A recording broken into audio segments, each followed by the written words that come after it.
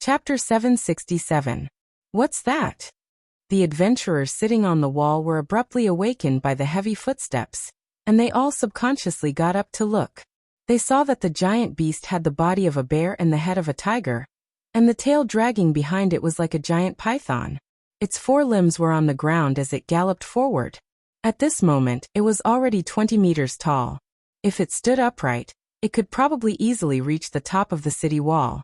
The Freedom Capital had already resisted many magical beast tides, and it had faced countless giant beasts. Because of this, they had built a huge city wall that was over 50 meters tall. However, in all these years, this was the first time the people in the city had seen a supergiant beast that was so huge. In the past, giant beasts that were 20 meters tall when they stood upright were already huge. But today this giant beast was 20 meters tall when it lay down. The city wall was like an empty shell to such a giant beast. Every step it took shook the earth and the mountains. How did it hide outside? Under the gazes of countless pairs of eyes. That giant beast actually endured the terrifying gale that could blow other magical beasts away and kept running. Its appearance was like a stabilizing force in the magical beast tide. The originally panicked beasts at the back actually calmed down.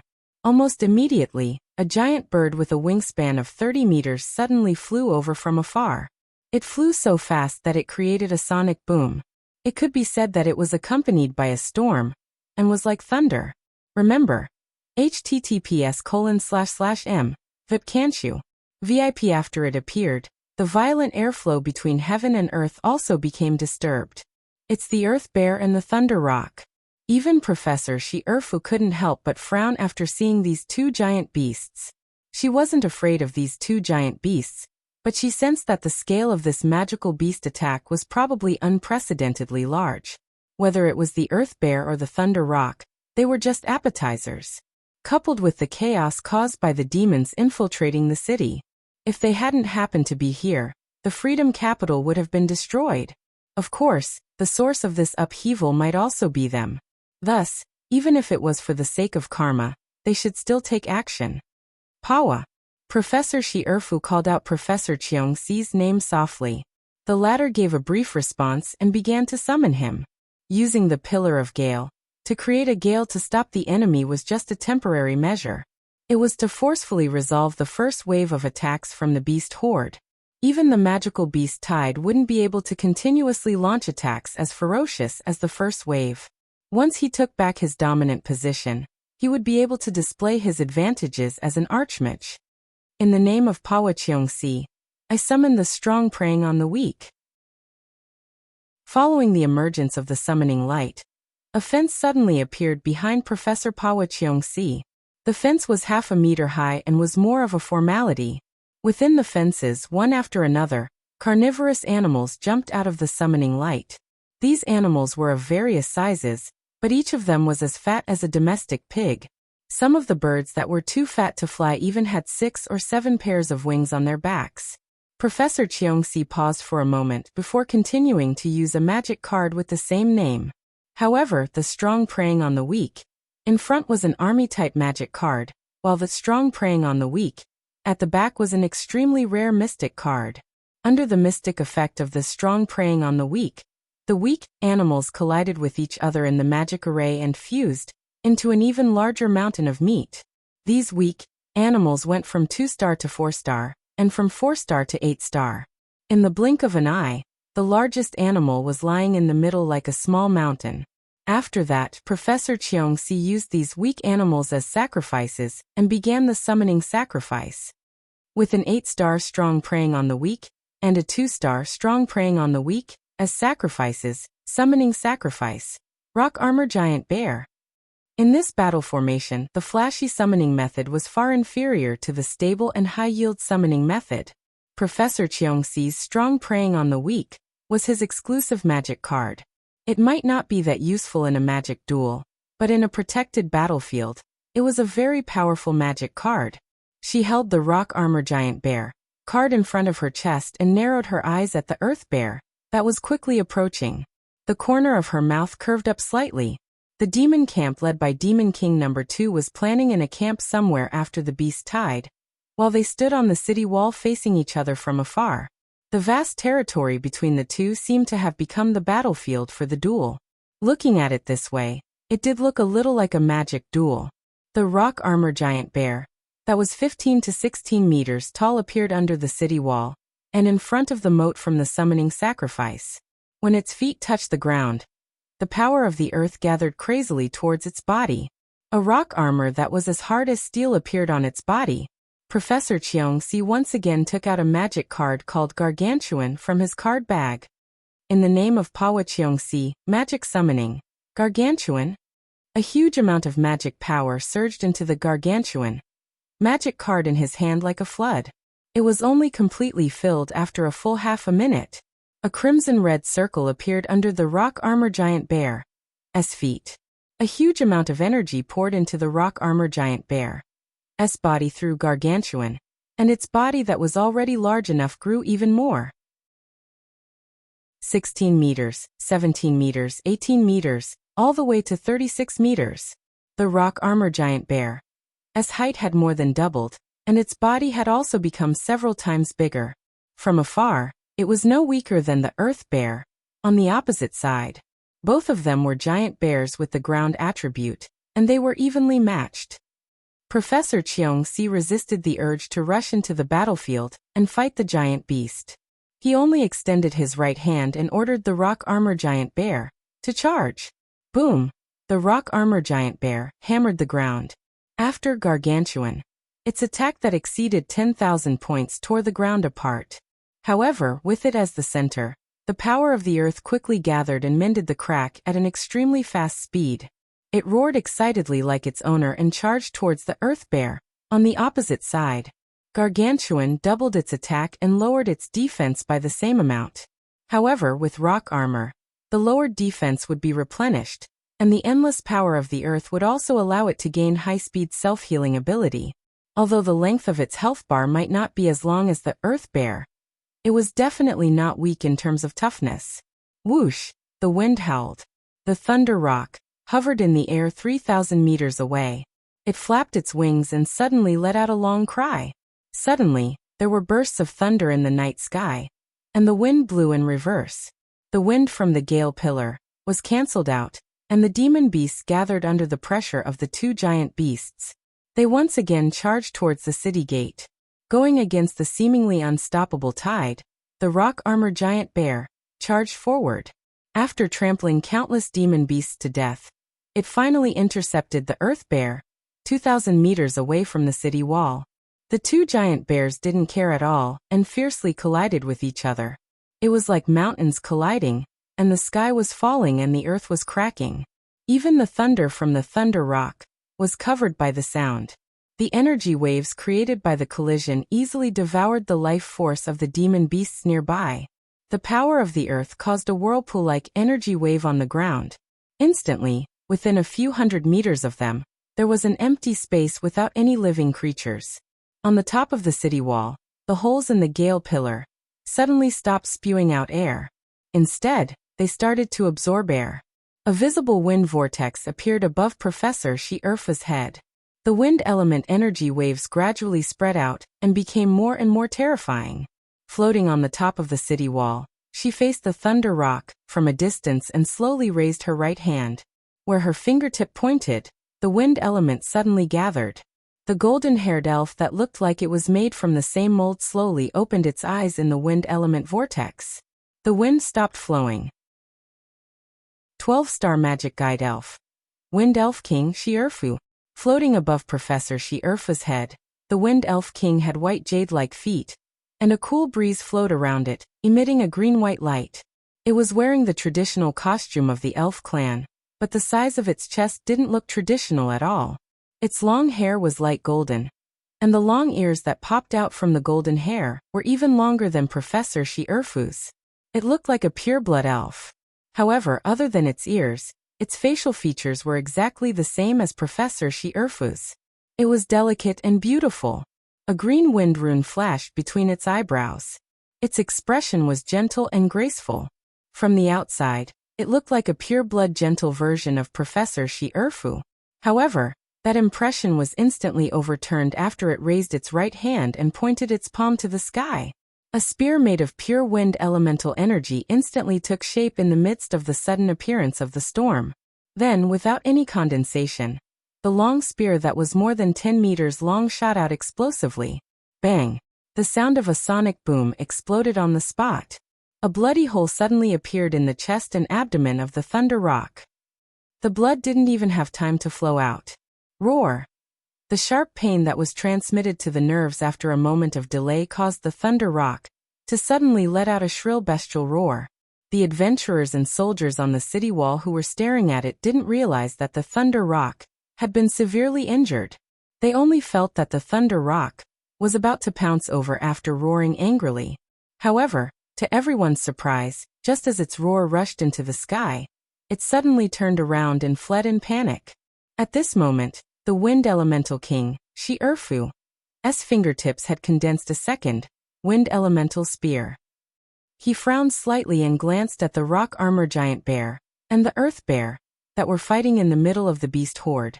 His slender finger jumped again and gently flicked toward a farther place. The Wind Elemental Spear that was spinning at high speed disappeared again in the sonic boom. In a secret place that no one could see, the tall demon's toes were off the ground as he stood in the air. His skin was dark and glossy. His long hair was black and soft, and his face was extremely tough. The demon horns that protruded from both sides of his head were like goat horns. A pair of bat wings were half open and half closed on his back. A long lizard-like tail wrapped around his waist, exuding a faint pressure. Alistair Eldritch. It was his name when he was alive. It was different from what everyone who had guessed its existence had imagined. Alistair Eldritch knew very well that he was already dead. The word death was originally meaningless to it. But he was indeed already dead, because he was a demon king that was born from a corpse. No one could imagine that Alistair Eldritch knew very well that he was not his original body. He was a demon king that was created from the corpse of his original body by the Holy Church with a special secret method. Alistair Eldritch was sure that he had never thought of such a possibility when he was alive. A few months ago he completed his reincarnation in a container hidden in the territory of the demons. Because he was created from a corpse, he was pulled into the gate of the underworld again. He died for the second time. It had to be said that this was also a death that Alistair Eldritch didn't expect when he was alive. But he did come back to life. After sensing the existence of his original body that was thousands of miles away, he further confirmed his identity. He was a demon king that was born from a corpse. He was the shadow of the real demon king. He couldn't replace the real demon king. So he named himself Number 2. Of course, this was a name that he only used for himself when he was thinking. In front of outsiders and his few remaining subordinates, he was still Alistair Eldritch, a demon king that had successfully reincarnated. He was a shadow that only Number 1 and Number 2 knew. So, after sensing that Number 1 came to the City of Freedom in the territory of the demons from thousands of miles away, he knew that he had a new mission. Number 1's aura was very weak. It was not like him, who had recovered to a relatively complete state. Although for some unknown reasons, he was different from Number 1 in some aspects. And there was also a difference in the most important demon cultivation. His current state was obviously much better than Number 1. It turned out that Number 1 was not accumulating, hiding, and scheming thousands of miles away, but was captured again? He thought so, and today's matter happened. As Number 2, he must save Number 1 at any cost. Behind Alistair Eldritch stood a total of 8 demons. The figures and auras of these 8 demons were all different, but they all wore black robes and masks, covering all the parts of their bodies that might be exposed to the outside world. This was not Alistair Eldritch's request, but a habit that they had developed over the past decade or so. They were very cautious, which was why they had lived until now and waited for their king as they wished. What followed was naturally to build high walls, amass food, and slowly proclaim themselves king. The City of Freedom had ready-made walls and an endless supply of food. So they needed to plan for the City of Freedom, trying to use the method of replacement, without the smoke of gunpowder corroding and swallowing up the home of the hybrids surrounded by high walls. Occupying the City of Freedom was an especially important part of the demon's path to revitalization. On this point, their king had reached a complete consensus with them. Although for some reason, their king had forgotten many things, and the demons that had been cultivated with the blood of the demon king also had a great flaw. But they treated this as the price for the reincarnation of the demon king, as well as the negative effects of insufficient resources. As long as we occupy the city of freedom, we can obtain enough resources to make up for these flaws, and allow those noble demons that have been exterminated by humans to once again reign over the world. With this thought, they offered their loyalty to Alistair Eldritch. But all of this had suddenly changed today. Without any foreshadowing, the sudden change caught them off guard. At noon, their king suggested that the spies they had hidden in the City of Freedom should be mobilized, even mobilizing those humans who had been replaced by demons to search for a person they had no information about. For the first time, they were singing a different tune to their king, because once such a large-scale mobilization of people occurred, their painstaking planning would go down the drain. Even if the city lord of the City of Freedom couldn't do anything to them, they had actually begun to pay attention to the City of Freedom many years ago. Naturally, they knew very well that this seemingly isolated city had always been the center of attention of all the major powers, so they had always been very careful in their planning. Unfortunately, the demons cultivated by Alistair Eldritch had a natural flaw, causing their plan to be exposed and being discovered by the city lord of the City of Freedom. But those flaws, under the current circumstances, were still within an acceptable range. And the progress of the plan was actually very good. Even the 2 legion commanders of the Sun Moon Legion had been parasitized by the brain fluid demon, and had been subtly influenced by the brain fluid demon. They were not in a hurry and planned little by little, silently turning the City of Freedom into the first stop of the demon race's revitalization. But their king suddenly became radical today. In order to not let their painstaking planning go down the drain, they argued for what was right. Fortunately, their king was someone who could accept opinions. After Alistair Eldritch's suggestion at noon, he accepted the advice of his subordinates and retracted his impulsive order. But Alistair Eldritch's cooling-off period only lasted until 3 in the afternoon. At that time, Number 1 was released again and sent a distress signal to it. Alistair Eldritch couldn't help it. He knew what he had to do. Even if he had to give up everything he had accumulated over this period of time, he had to save Number 1. So he showed his subordinates what was called the majesty of a demon king. Therefore, it stood its ground against the opinions of the masses and launched this general attack without any foreshadowing at dusk. Alistair Eldritch's subordinates were also forced to show their loyalty to their king. Although they were unwilling, they still did their best to prepare for the magical beast tide. And before dusk, something happened in the City of Freedom that caught them off guard. The city lord of the City of Freedom called for an emergency meeting. 80% of the management personnel were summoned to a government building. Then, the liquidation of the City of Freedom began in a way that they could not have imagined. When they realized that their plan was on the verge of collapse, they finally agreed with Alistair Eldritch's plan to attack the city. Since the plan was doomed to fail, they might as well destroy the city with a thunderous momentum, rescue their companions trapped in the city, loot all the resources in the city, and turn the cowardly humans into slaves. Then, they would push them into the depths of their territory as quickly as possible and hide again. No one would be stupid enough to suggest letting the Demon King announce his return at this time. All the demons who had suggested this were already dead. As a result, the war started without any warning. Just like the wind elemental spear that suddenly appeared in front of them, without warning. Your Majesty. A devilish being abruptly raised his head as soon as he sensed a gust of wind, and a hint of horror appeared in his crimson eyes. Alistair Eldritch No. 2 had already raised his hand before the demon race's shout could be heard. He tried to grab the wind elemental spear at the first moment and throw it back in the most powerful way possible. It would be best if it could pierce through the half-elf floating on the city wall. On the surface, the Shungmalian Academy was absolutely neutral. Therefore, even at the most intense time of the war, very few professors would leave the academy and set foot on the battlefield. Although Professor Shi Erfu was not weaker than the Golden Generation at that time, he had never appeared on the battlefield. Almost none of the demons who invaded the academy and tried to cut off the future of the human race could return alive. Therefore, Alistair Eldridge did not know that such a powerful half-elf existed in this world. He quickly stretched out his right hand to grab the wind elemental spear. But almost as soon as it touched the wind on the spear, it was sucked in and crushed by the wind. The magic that covered his right hand seemed to have never existed. After crushing his right hand, the wind elemental spear did not stop at all and continued forward, piercing through his right chest. Pooh! Alistair Eldridge suddenly spat out a mouthful of blood. He looked down and saw a huge bloody hole in his chest, causing him to reveal an expression of disbelief. Behind him, the two demons who were in the path of the wind elemental spear quickly scattered. The wind elemental spear pierced through the ground, and after it went deep into the ground, it suddenly exploded. The magic barrier of this hidden place was instantly torn apart. Your Majesty!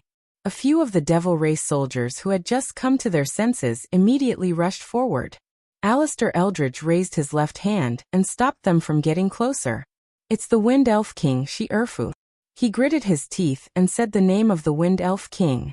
The bloody hole in his right hand and right chest healed at a speed visible to the naked eye. Kaboom! The thunder rock that was fleeing in panic flew over their heads, bringing with it the sound of thunder. It's the end of the month. Vote, don't let it rot. Last 3 days. Chapter 768. Thunder Rock was a flying-type demon beast with lightning as its secondary element. Wind Elf King Earbook was the absolute controller of the flying-type elements. Any creature other than the gods would lose control of the flying-type elements in front of it. If Wind Elf King Sylph was serious, magic beasts like Thunder Rock that needed to control the wind to fly would fall from the sky due to their huge bodies.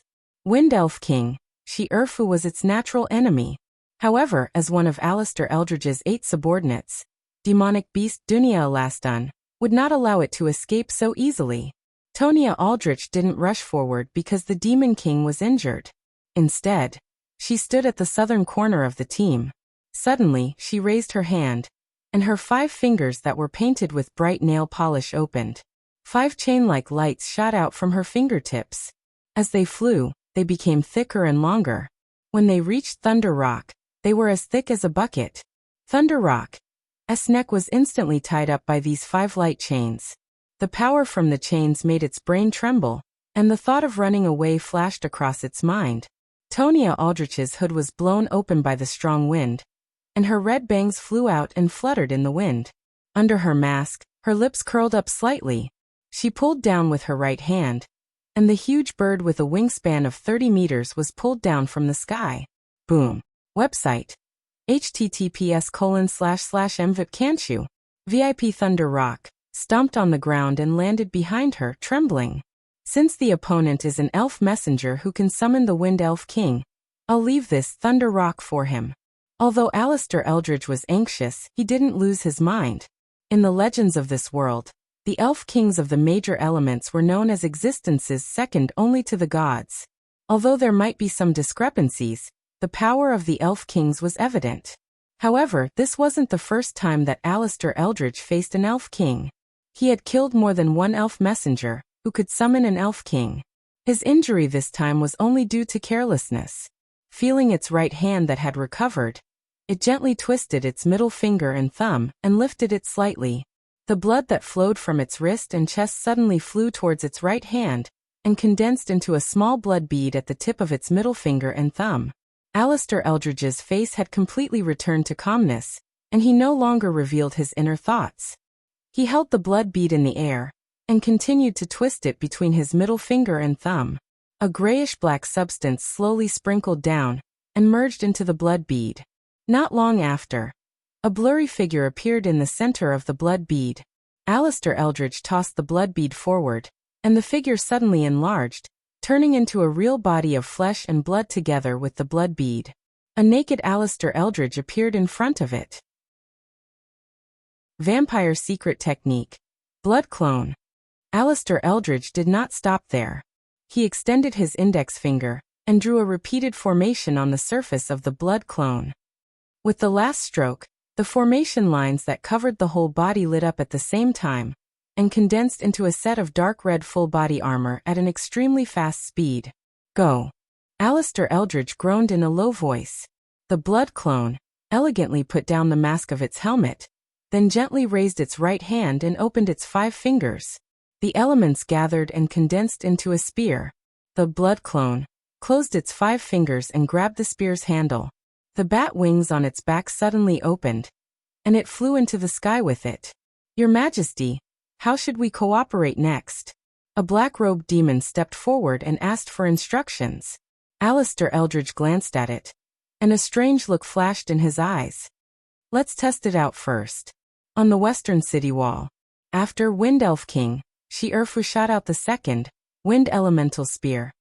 Professor Shi-Erfu looked into the distance with a serious expression. This Wind Elemental Spear easily tore open the enchantment where the demons were, and the presence hidden within was instantly exposed. Although the enchantment was quickly repaired, Professor Shi-Erfu already heard their voices through the groan of the wind. Found it, she muttered in a low voice, and the airflow around her became extremely violent for an instant. The 3 wind elves on the Pillar of Gale seemed to have sensed her emotions, and they looked at each other and quickly flapped their wings. The airflow in the 12 holes on the Pillar of Gale became chaotic because of this. Wind Elf King, Shi-Erfu lightly snapped his fingers, and the surrounding wind began to flow again. Almost as soon as the flow of the wind recovered, a large number of wind blades appeared in front of the city wall. These wind blades were stretched to 5 or 6 meters in length, and they floated in the air in layers. At this moment, the Thunder Rock was no longer there, and the wind on this battlefield was controlled by the Pillar of Gale again. It didn't blow out a strong wind that could drive the demon beast tide back. Instead, it showed its shining edge to the demon beasts that were charging at it again. Magic card. Wind Elf, magic. This Pillar of Gale seemed simple, but it was the crystallization of the fusion of 3 high-end technologies. Professor Shi-Erfu didn't stop them. Under the control of the 3 wind elves, countless wind blades advanced toward the demon beast tide. The first batch of demon beasts running at the front were like paper in front of the wind blades. The originally tough shells, furs, and bones were no different in front of the wind blades. The lower bodies of the demon beasts were still running, and the upper bodies were only left with the inertia of flying forward. Blood was blown into a flat surface in the air by the wind. One by one, the magic beasts were sliced into thin slices by the giant wind blades. In just a breath's time, a large number of demon beasts fell.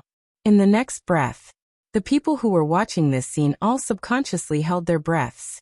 They tried to open their mouths, but they couldn't make a sound of surprise. Those ferocious magical beasts that had frightened them to death were like wheat in front of these wind blades, being cut down piece by piece. If the battle between the rock armor giant bear and the earth bear had shocked them, then the battle between the rock armor giant bear and the earth bear had shocked them. Then this large number of deaths made them feel fear. The half-elf professor who was said to be from the Shungmalian Academy floating above the city wall was clearly so beautiful and admirable.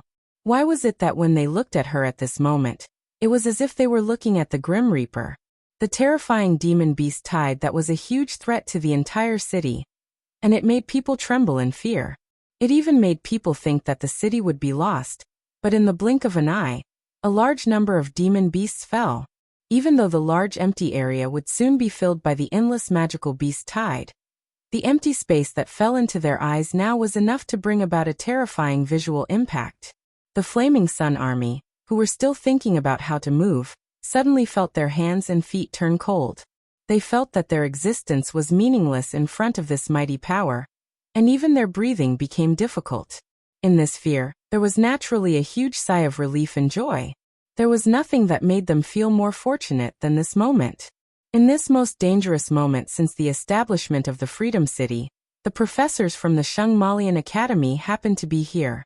The Freedom City carried the favor of fate. Boom! The rock armor bear, who was covered in leather armor, knocked the earth bear to the ground. It raised its giant claws and covered the sky, and it had already gained the advantage when countless demon beasts were cut into pieces.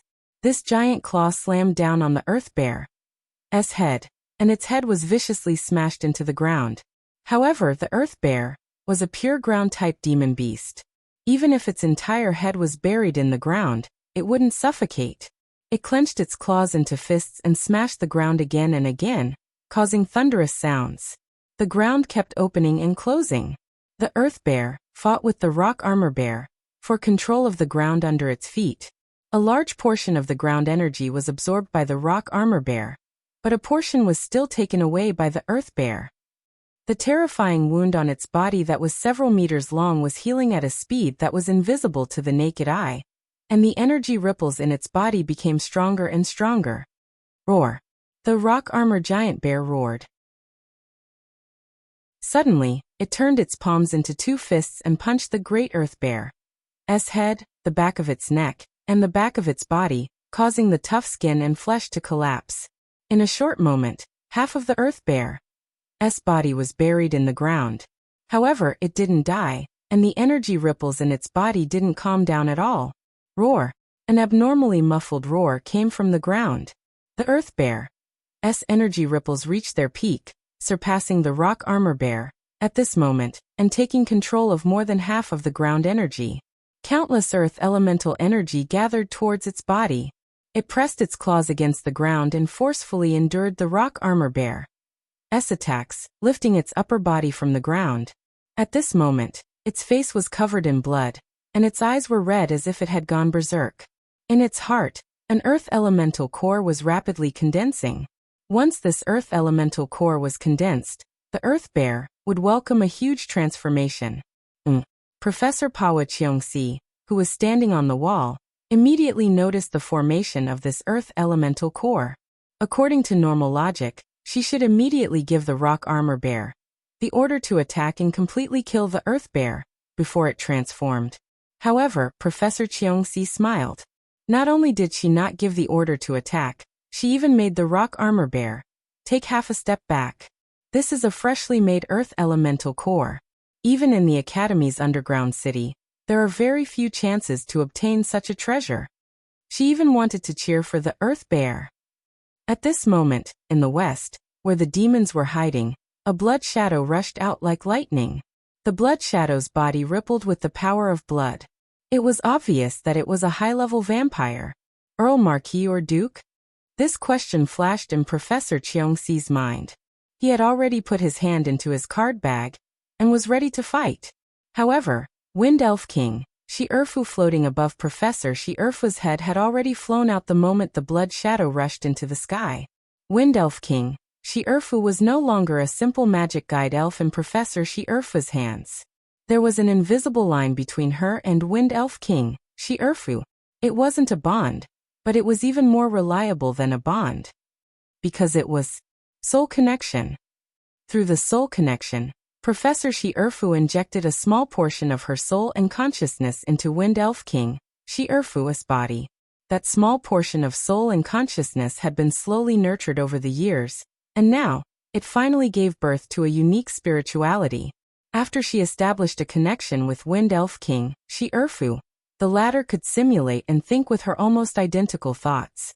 The tacit understanding between them was like twins with telepathy.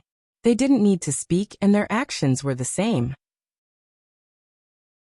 Sylph, the Wind Elf King, and Alistair Eldridge's blood doppelganger met each other 1,000 meters away.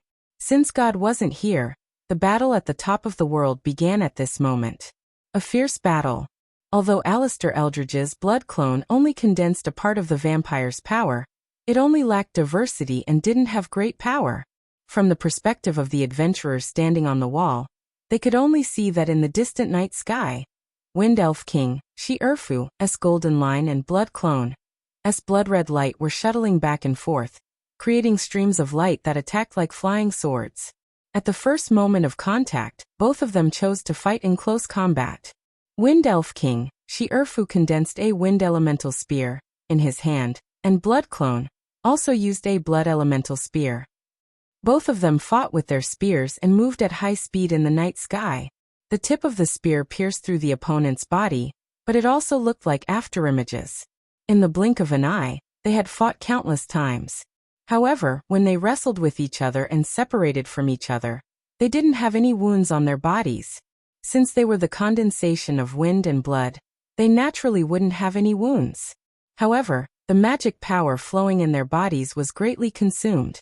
When the explosion sounded in the night sky, it was already the 6th minute of the close combat. Wind Elf King, Shi-Erfu finally began to release wind elemental spells. Alistair Eldridge's blood clone also began to release blood spells. While the fierce battle was going on, Professor Midia's pumpkin carriage was still hidden in the night sky. At this moment, the one who reacted the most wasn't Professor Midia or White Gouda, but Ophelia Bullard, Demon King Vampire, and Blood Magic. Even though they were so far away, Ophelia Bullard still sensed the mixed aura that made her instinctively feel disgusted.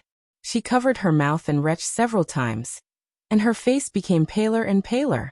White Gouda tried to comfort her, but it didn't work. Professor Midia, on the other hand, continued to observe the images transmitted from the crystal ball. She put most of her computing power into the overall situation in her mind, and didn't have time to pay attention to Ophelia Bullard's reaction. The last person in the carriage, Aurora Montier Folly, was also trying her best to pass on Professor Midia's instructions. She didn't have time to pay attention to anything else. Just as they had predicted, a large group of demon beasts also appeared outside the city on the south and north sides. Among these demon beasts, some of them escaped from the furnace on the west side. Naturally, some of them were originally hiding here. Under Professor Midia's instructions, the Ice Moon Legion that was assigned to guard the north and south sides of the city became tense. At a certain moment, demon beasts that were more than 10 meters tall appeared outside the main gate of the south side of the city. Under the leadership of these huge beasts, the demon beast tide that was much smaller than the one outside the west side of the city appeared. Not long after, the demon beast tide also appeared outside the main gate of the north side of the city. At this moment, the green-eyed tyrant dragon whelp, a shattering explosive gale bullet, devoured the demons outside the government building. Dake Dimming rode on the dragon's back and flew toward the west side of the city with the wyvern that followed closely behind. When Dake appeared on the battlefield, the great earth bear had just completed its transformation. Under the moonlight, it stood up like a human and shouted with its arms raised. The aura that it emitted wasn't any weaker than. It was even stronger than the rock armor bear. However, the outcome of a battle couldn't be decided by the so-called hard power alone. The rock armor bear roared angrily and pounced toward the great earth bear. The earth shook. In the night sky above, the magic spells that Wind Elf King, Shi-Erfu and Blood Clone released exploded in the air like fireworks. No matter which side it was, at this moment, they both chose to release magic spells that could be released quickly. The power of these magic spells might be limited, but if they were used to the extreme, they could create a strong disturbance to the opponent. The most common way to use these magic spells was to block the opponent's path of movement. Once the opponent was forced to stop, the acceleration required to move at high speed would become a small flaw in this kind of high-speed battle. The advantage that came from these small flaws was like a small weight that could tilt the scale. The battle between Wind Elf King, Shi-Erfu and Blood Clone became even more intense. When the two sides collided with each other like rays of light, the explosions caused by the collision of magic spells also spread throughout the night sky. Roar! The green-eyed tyrant dragon raised its head and roared. It finally landed on the wall. Dake immediately jumped down and walked to Professor Shi-Erfu's side with a serious expression. Professor Shi-Erfu didn't turn around because of the approaching footsteps. The wind had brought back the information that she wanted. "Professor, did you find it?" Dake looked at the gradually darkening monster horde and asked in a low voice. During the process of flying from the government building to the wall, Professor Midia, who was overseeing the overall situation, had already summarized what happened on the wall and sent it to him. Although he had just arrived, he wasn't completely clueless about what happened here. On the contrary, because Professor Shi-Erfu was focused on listening to the wind, Professor Midia didn't find a chance to send a message about what happened in the government building. Therefore, Professor Shi-Erfu asked back, "Is it over there?" Dake nodded and said, "It's not over yet, but it's almost there. Anyway, what should be done has been done. Now, it's up to the city's recovery ability." Professor Shi-Erfu immediately understood the general situation. Her lips didn't move, but her clear voice continuously entered Dake's ears. At the beginning, we've already found the hiding place of number 2 and his subordinates, but we can't confirm if they have any follow-up movements. As for the monster horde, it was nothing to worry about. Dake narrowed his eyes and swept his gaze over the 2 battlefields. He said in a low voice, "Do we need to take the initiative to attack?" Professor Shi-Erfu nodded, but quickly added, "Not you." Dake paused for a moment and helplessly rubbed the bridge of his nose. Their goal this time wasn't to defend the city, but to find number 2 and reseal him. If they were just standing on the wall, number 2 wouldn't have taken the initiative to run into the tree stump like a rabbit. Under normal circumstances, with the current situation of the demon remnants, once the situation here became difficult to recover from, they would definitely quickly retreat and hide again. Therefore, they had to seize this once-in-a-lifetime opportunity to take the initiative to attack. Only then would they be able to achieve something. Falling into the furnace on the first day of arriving in the Freedom City was unexpected, but this unexpected thing could also be a pleasant surprise. Dake's heart suddenly skipped a beat. He finally noticed that there was one person missing from the city wall. Lily Laplace had disappeared a long time ago. Found him. Lily's eyes flashed with joy. In the depths of the dense forest more than 10 kilometers away from the city wall, an empty space appeared out of nowhere. Lily lay on the head of the fantasy fairy dragon, smiling as he looked down at the empty space that didn't make any sound. The fantasy fairy dragon's overall appearance was somewhat similar to that of a long-necked dragon, but what hung on its slender neck wasn't a dragon's head, but a round cat's head. Inlaid on its body were the wings of a dragonfly, the limbs of a sea turtle, and the tail of a dolphin. In addition, there were 2 dragon horns on both sides of the cat's head.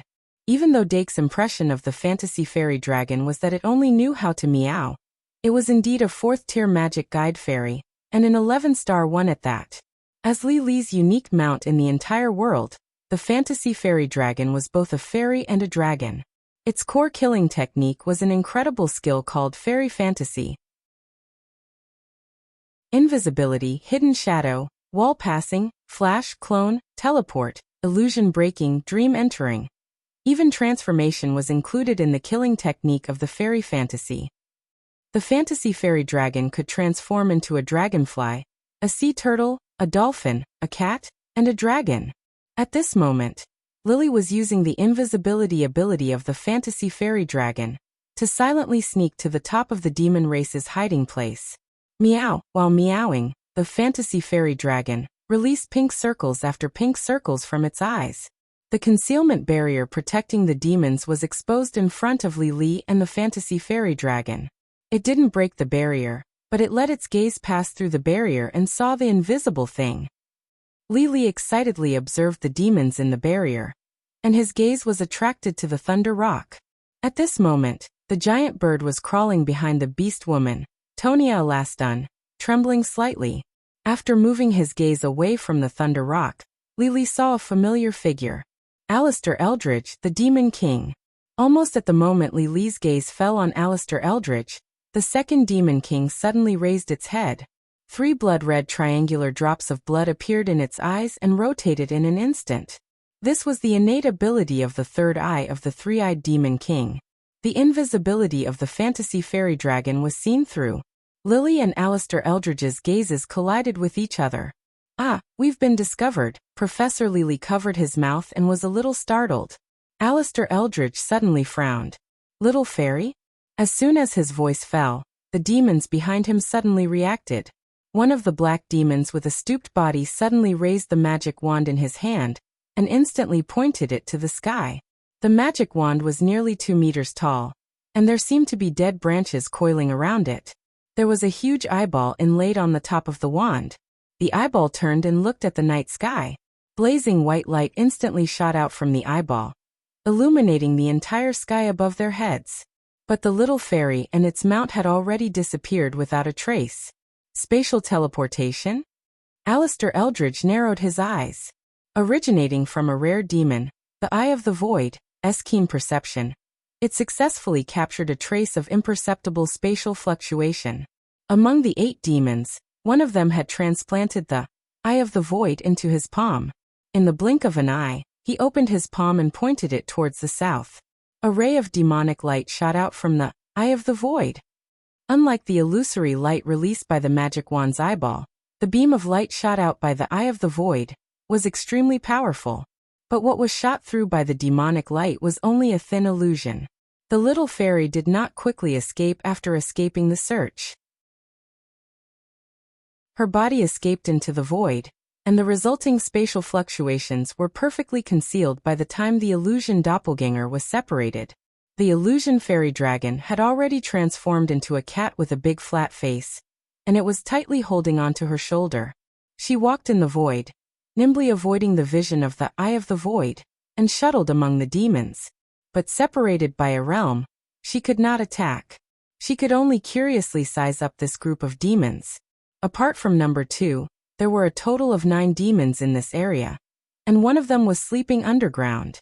If the person who came was not Li Li, they would not be able to discover the sleeping demon who had blended into the earth, right? Li Li thought like this, and her little nose was proudly raised.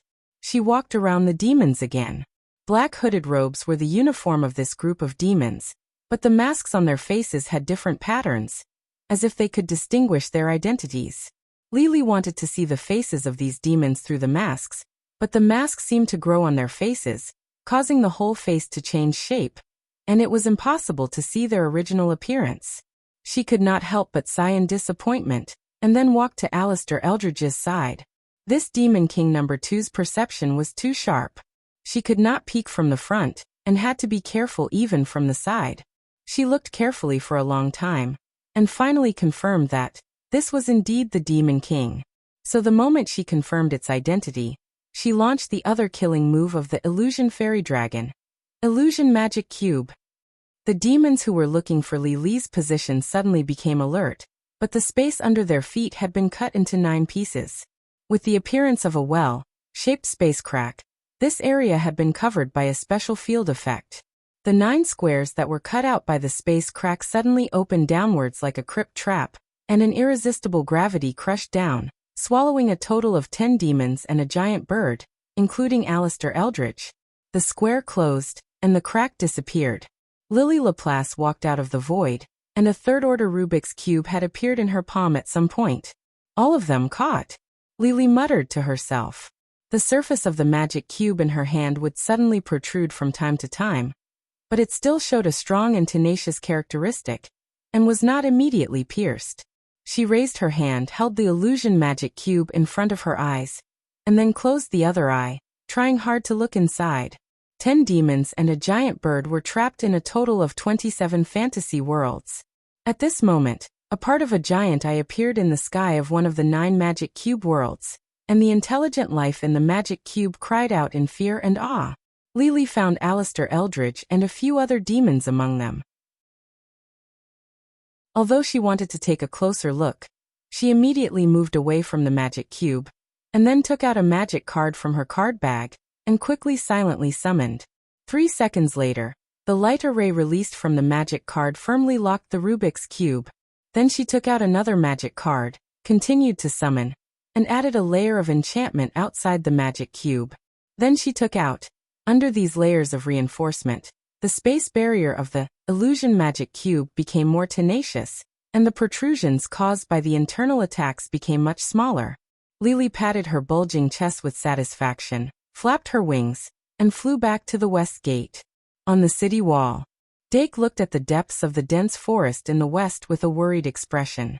Lily went out as a scout, and her mission was to further confirm the existence of number 2 and lock onto its position, and not let it escape. This mission was actually not as difficult as one would imagine for a fairy. As long as the distance was far enough, with the fairy's talent, she could avoid most of the perception. Just like Professor Didi could turn into a little butterfly, Professor Lily could naturally turn into a little dragonfly. Once they transformed, they would be almost undetectable. Therefore, there was still a guarantee of safety. However, because the person who carried out the mission was called Lily Laplace, even Professor Shi-Erfu was not confident. Therefore, they could not think of anything even if they cracked their heads. Lily actually wiped out that group of devils in one fell swoop. The left arm of the blood clone was chopped off by Wind Elf King She-Urfu's spear. However, the left arm turned into countless bats before it fell off, and they gathered on the wound on the left shoulder of the blood clone, turning back into a complete left arm. However, during that short moment, Wind Elf King She-Urfu's wind elemental spear pierced through the blood clone's left eye. The spear pierced through the blood clone's face and went all the way to the back of its head. Wind Elf King She-Urfu twisted his right wrist, and the wind elemental spear created an endless storm, crushing half of the blood clone's head. However, after this strike, Wind Elf King She-Urfu didn't stop. Instead, he swept the blood clone's head and exploded it. Even the blood doppelganger had temporarily lost its ability to move after losing its head, and it plummeted from the sky. Wind Elf King She-Urfu didn't show any mercy.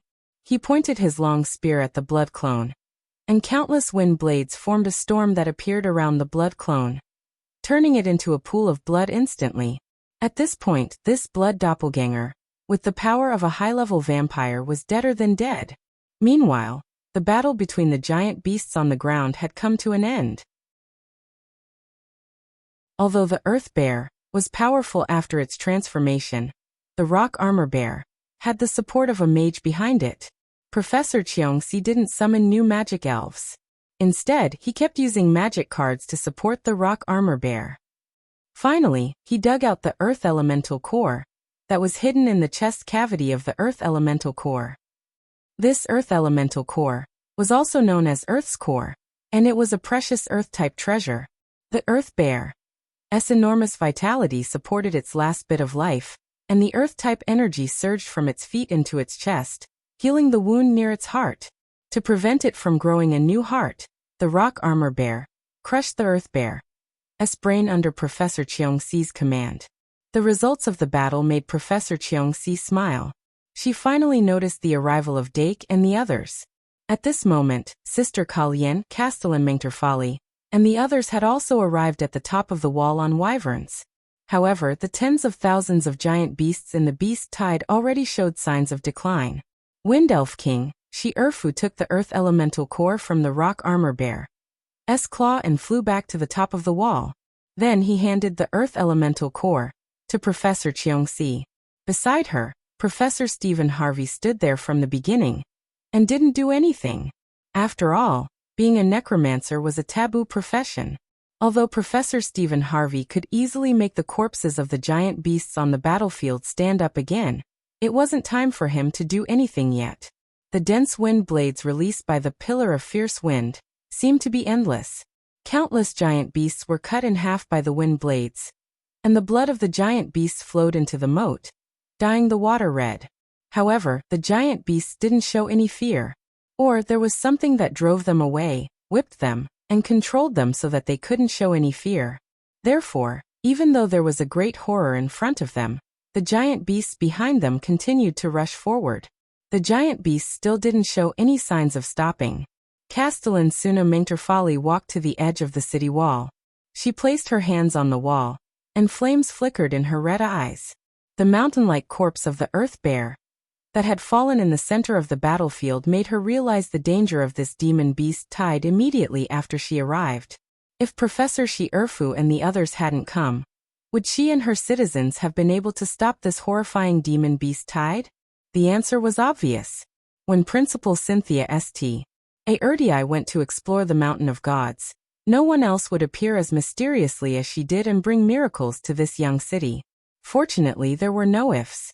Professor She-Urfu and the others were indeed here. Without wasting a single soldier, they gradually disintegrated this unprecedentedly horrifying demon beast tide. Even the undying Demon King was only at this level, right? Castellan Mengterfali murmured. She had participated in the final battle and helped the hero team seal the Demon King. She still had a deep impression of the undying Demon King's power. If she hadn't unleashed the bloodline power of the Fire Elf and the Sun-chasing Giant to the maximum, she wouldn't have been qualified to participate in that great battle. However, she still managed to display her worth in that great battle. She was indeed one of the members who defeated the Demon King. The power that Professor Shi-Erfu displayed right now wasn't comparable to the Demon King, but it was at least on the same level as Hero, Brett God. Unlike Hero Brett God, the Wind Elf King that she summoned didn't have a holy sword in its hand. No matter what, we finally defended this city. As she thought this, the figure of a little fairy suddenly appeared in the depths of her eyes. Professor Li was flying back. Since the fantasy fairy dragon had to use all of its energy to maintain the fantasy tesseract, Professor Li could only fly back by herself. She had a bright smile on her face, as if she was a student who scored 105 points on a 100-point test, and couldn't wait to be praised by her parents. However, after seeing her return, Professor Shi-Erfu frowned. Midya, what's wrong? This was the first time she took the initiative to contact Professor Midya after the battle. Midya Bartholomew, who was in the pumpkin carriage, could only say, Lily used the fantasy tesseract. Because of the barrier, I didn't see anything else. The crystal ball that she spread out had already sneaked into the dense forest. However, in order to not be discovered, the crystal ball was hidden very far away, and there wasn't much that could be seen. She could only make some predictions through the fantasy tesseract in Lily's hand. However, the predictions were too unreliable, so she didn't say anything. However, Professor Shi-Erfu asked her for the same reason. Since he couldn't get any information from Midya that he couldn't confirm, Professor Shi-Erfu could only frown and wait for Lily's return. The barrier around the hidden place wasn't broken, and the wind couldn't enter. Dang. Dang. Dang. Look what I've caught. Professor Lily's voice was as melodious as a wind chime, and it brought a different sound to the blood-soaked battlefield. Translator. Endless Fantasy Translation Editor. Endless Fantasy Translation. However, when she flew down from the sky excitedly, she found that Shi-Erfu and the others were looking at her suspiciously. Lily was angry. However, when she saw her sweetheart Dake in the crowd, she smiled and grabbed the fantasy tesseract and flew towards Dake. Sarah? Cheongsi? I don't want it. Little Lily flew in front of Dake and held up the fantasy tesseract as if it was a treasure. Dake looked away from the familiar big-faced cat and curiously looked at the fantasy tesseract. He hesitated and said, Is this a sealing item? It's the fantasy tesseract. Lily said happily. There are 27 fantasy worlds sealed in it. Dake quickly analyzed the situation and finally read something from Lily's expression. However, he still wasn't sure, so he said, It's locked inside? Yes. Lily nodded vigorously. It's locked inside. All of it. All of it. Professor Shi-Erfu suddenly said and strode over. Lily immediately hid the fantasy tesseract behind her back and looked unhappy. A trace of helplessness flashed across Professor Shi-Erfu's face, but she had been tense all this time, so she just said seriously, Let me see it. However, Lily threw a tantrum at this critical moment. Let me see it. Dake put his hand in. Lily immediately put the fantasy tesseract in his hand. Dake gave Professor Shi-Erfu a look, and then immediately focused on the tesseract in his hand. Looking at it with the naked eye, the surface of the fantasy tesseract had 6 colors, and there were 9 squares on each side, making a total of 27 squares. According to Professor Li, each square of the fantasy tesseract contained a fantasy world. Isn't this the Rubik's Cube building? Dake suddenly thought of a cartoon he had seen when he was a child, and then he subconsciously wanted to turn the tesseract so that each side was the same color. Don't. Professor Li quickly stopped him. Dake immediately stopped and looked at her curiously. Professor Li explained, You can't turn it, or the worlds in the tesseract will be turned upside down, reconstructed, and cracks will appear. Dake instantly understood. He closed his eyes and opened them again, but this time, he had fully opened his eye of truth. His eyes turned golden at that moment, and he could see things that the naked eye couldn't see. His eyes penetrated the surface of the fantasy tesseract and saw the 27 fantasy worlds contained within. He first looked at the square in the middle of the front and found that it was a pink, fantastical world that was as bizarre as a dream. Colorful bubbles floated freely in the whole world, and cute little animals jumped between the bubbles. With a little effort, they could get into the bubbles and fly into the sky. The teddy bear with a scar on its face staggered forward as it chased after the black-robed man who was smaller than the buttons on its eyes. The black-robed man with a special mask was out of place in this pink world. At a glance, one could tell that it was a demon that had been locked up in this world. Dake knew what Professor Shi-Erfu wanted to confirm. He activated his Eye of Truth to the limit and found that the demon was indeed a real person with flesh and blood.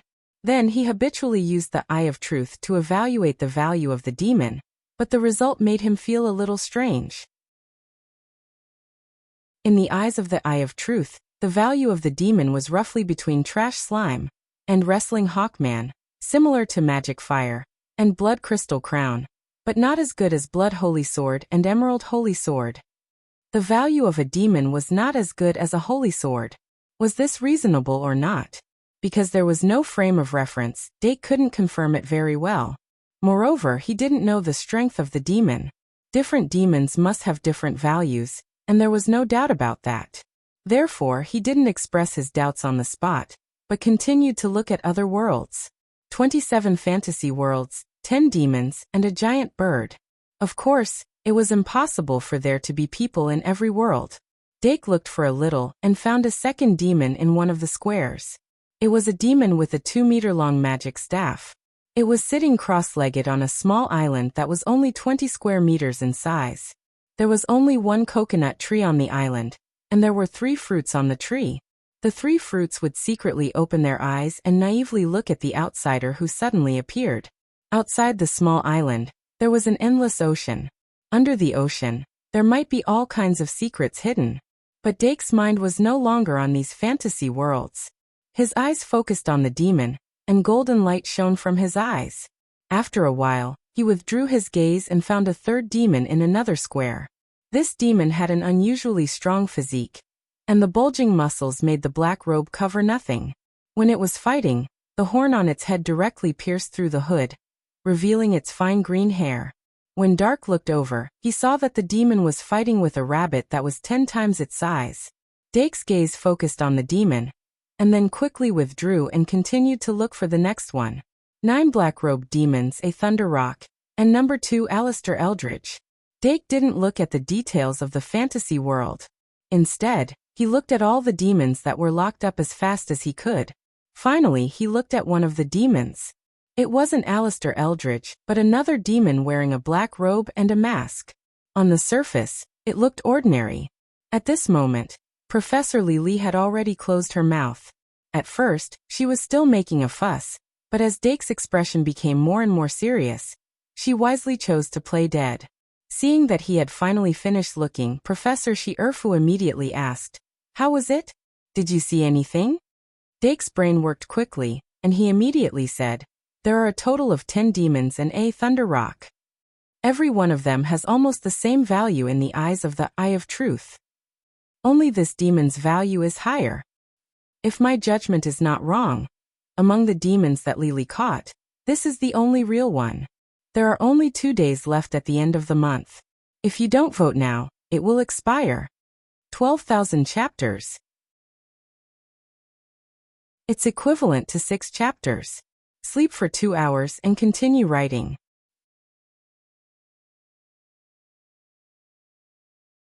Chapter 769. Let me see.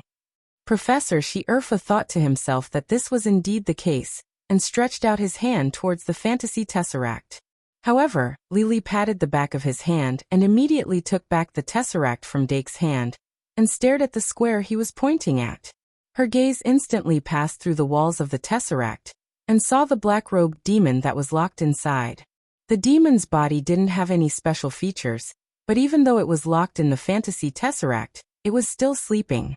Lily had a very deep impression of it, and immediately recalled. Wasn't this the sleepy demon that had been hiding underground? So Lily was fooled. A huge exclamation mark appeared in Lily's mind, and then the question mark turned into a question mark in the blink of an eye. She clearly remembered that the 9 demons on the ground could all move.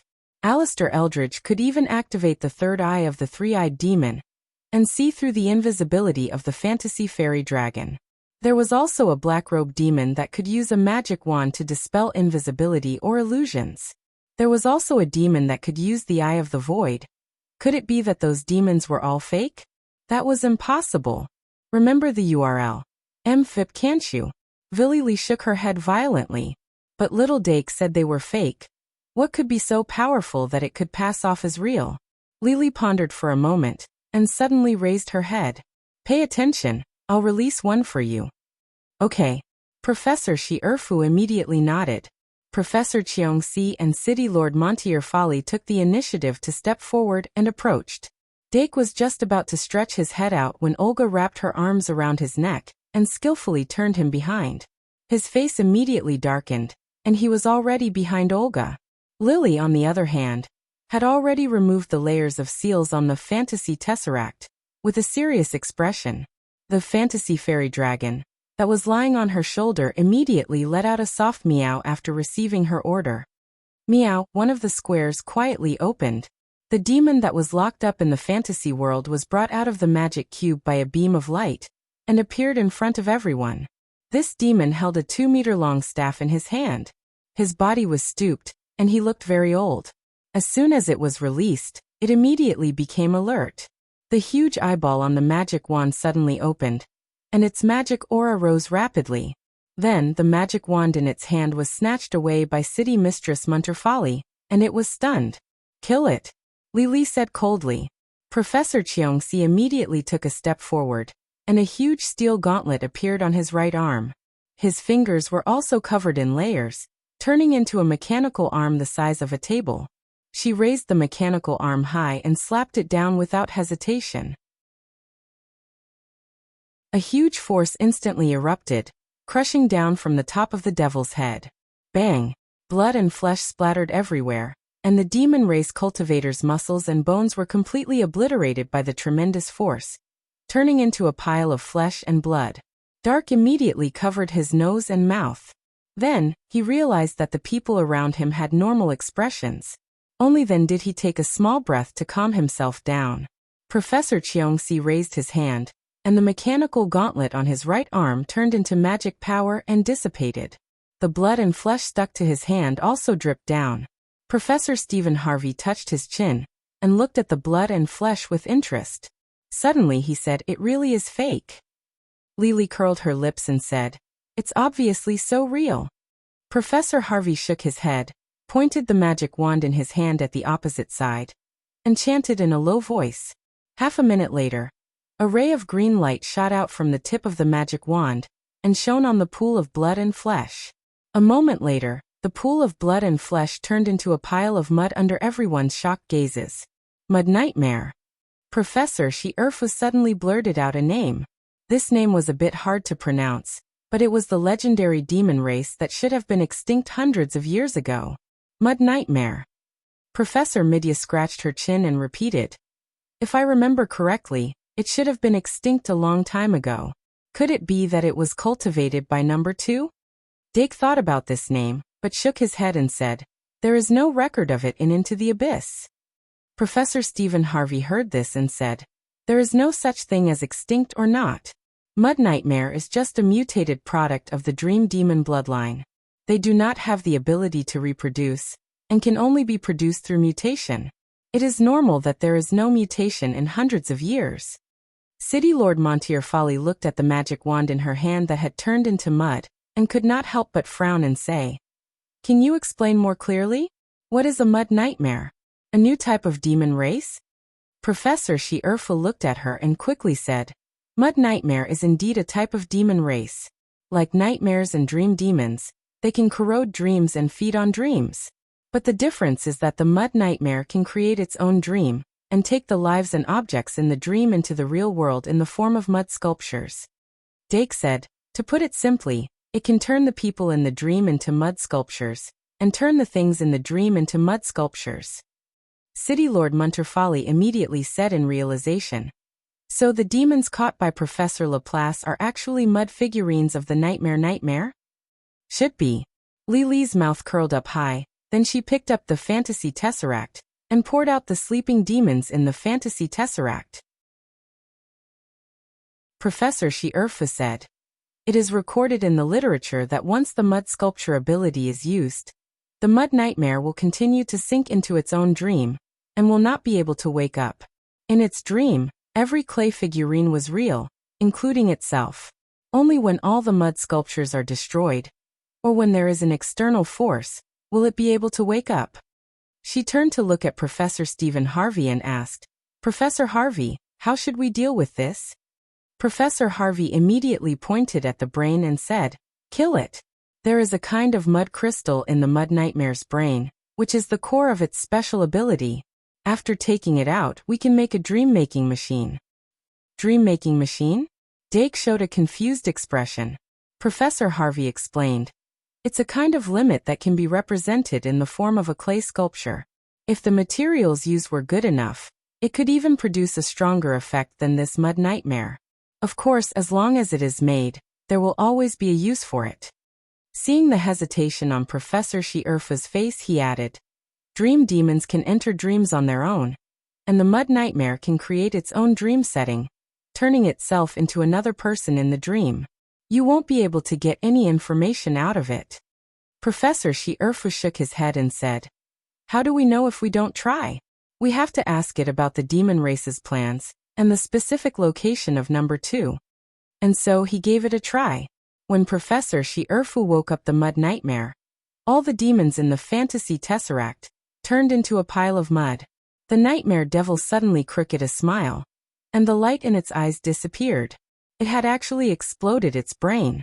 Thanks to Professor Harvey's timely rescue, the mud crystal was completely rescued. Professor Harvey held the mud nightmare crystal like it was a treasure. Professor Shierfa's face was dark. He turned to the wall and grabbed Professor Midya's crystal ball. "Midya, reset the coordinates of number 2. We can't let it escape." For them, the demonic beasts attacking the city wasn't a big deal, and the mission of eliminating the remaining demons didn't have much to do with them. The only thing they had to capture was Demon King number 2, inside the pumpkin carriage. Professor Midya, on the other hand, was in a terrible fix. Because the West Gate's response was too fierce, the demonic beasts charging towards this side were cut down and scattered, causing a large number of demonic beasts to flee to the 2 sides. Then, they gathered at the south and north gates, causing the defensive pressure on the north and south sides to skyrocket. There were 3 gates on each side of the high walls of Freedom City, 1 big and 2 small. The north and south sides deployed the Frostmoon army in front of the bigger main gate, and the other side gates were entrusted to the adventurers in the city. This kind of deployment wasn't a big problem. Relying on the sturdy walls, the soldiers and adventurers could completely keep the demonic beasts out. But as more and more demonic beasts gathered outside the city, the long-range attacks launched from the city walls gradually couldn't clear the demonic beasts quickly. Suddenly, someone rushed out and opened the city gate. Although there was a moat outside the city gate, the powerful demonic beasts didn't need to build a bridge at all. They could jump across the moat that wasn't narrow. So, without any warning, a large number of demonic beasts poured in from the city gate, causing a great deal of chaos in the city. However, at that moment, Professor Midya displayed her extremely powerful dispatching ability. She accurately issued orders to everyone near the city gate. So, some people suddenly turned around and went to kill the demons pretending to be humans. Some rushed to the demonic beasts pouring into the city gate. And some people took the risk and forcibly closed the city gate, causing the intensification of the chaos to be suppressed in an instant. Midya Bartholomew was a person who pursued perfection. After controlling the chaos as quickly as possible, she immediately dispatched the people nearby to hunt down all the magical beasts that had entered the city. They had to kill every single magical beast as quickly as possible to prevent the civilians from being harmed. But misfortune never came alone. While she was still dispatching orders to this side of the city gate, the other city gates suddenly fell. In the same way, the demons that sneaked into the city almost simultaneously launched an attack, causing the originally impregnable city to suddenly become a bucket full of holes. Several places leaked at the same time, causing her to be distracted.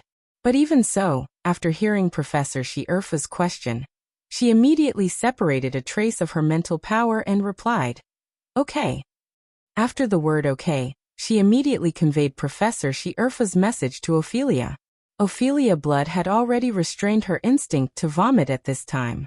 After hearing the instructions, she didn't ask the reason and immediately said to White, "Get ready, we're going to switch consciousness." Although White didn't want to, he knew that he must have encountered a very tense situation at this time. He quickly sat up and closed his eyes. Ophelia quickly took out the switch in her hand, and then suddenly said in her mind, "It's already night. Damn it, I've been too busy."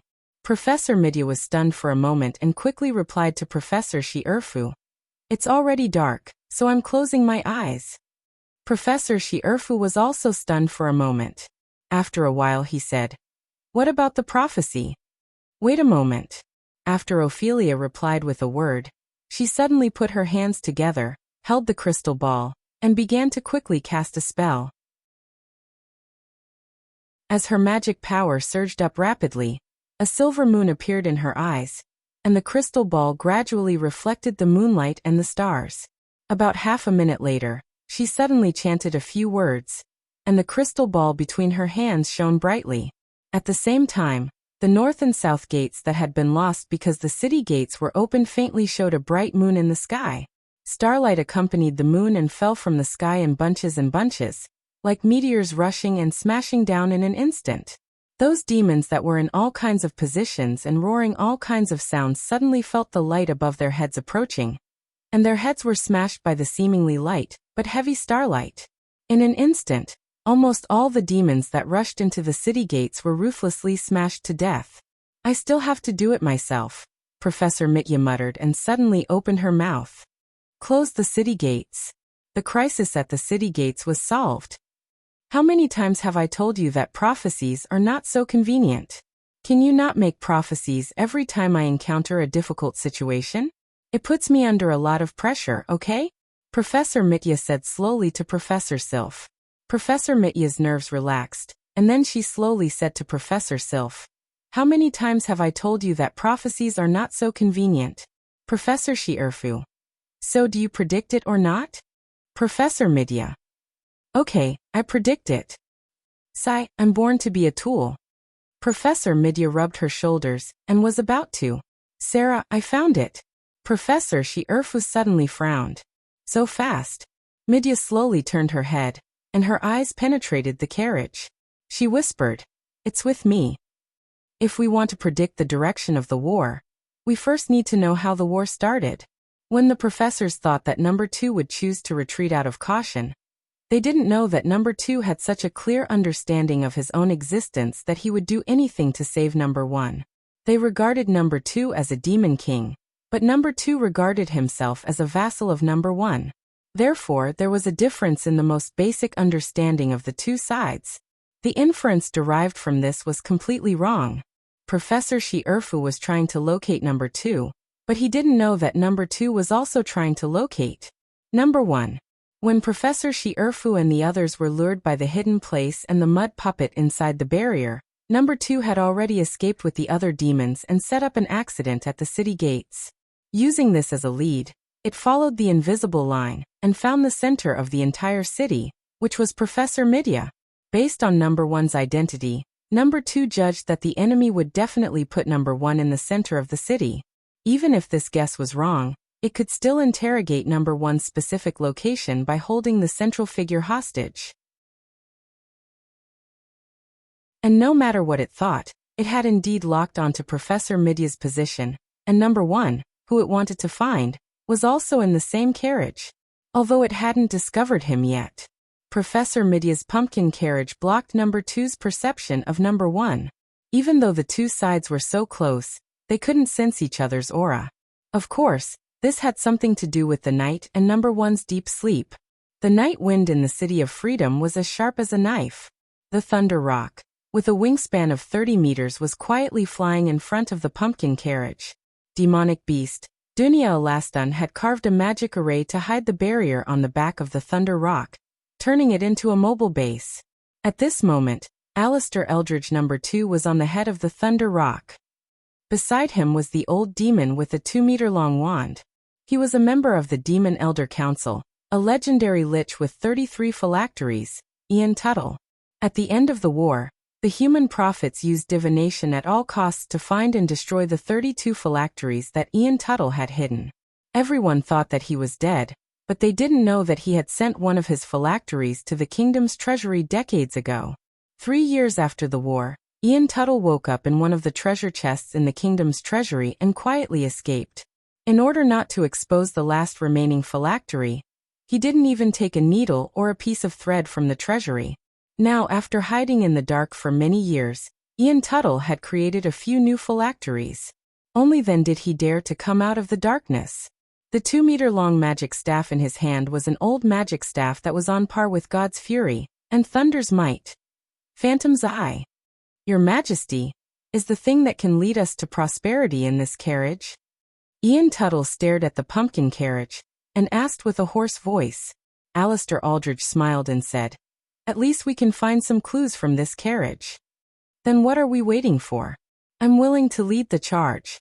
On the back of Thunder's Rock, Ghostman Vernon Electra, who had a strong body and bulging muscles, immediately knelt down and asked for orders.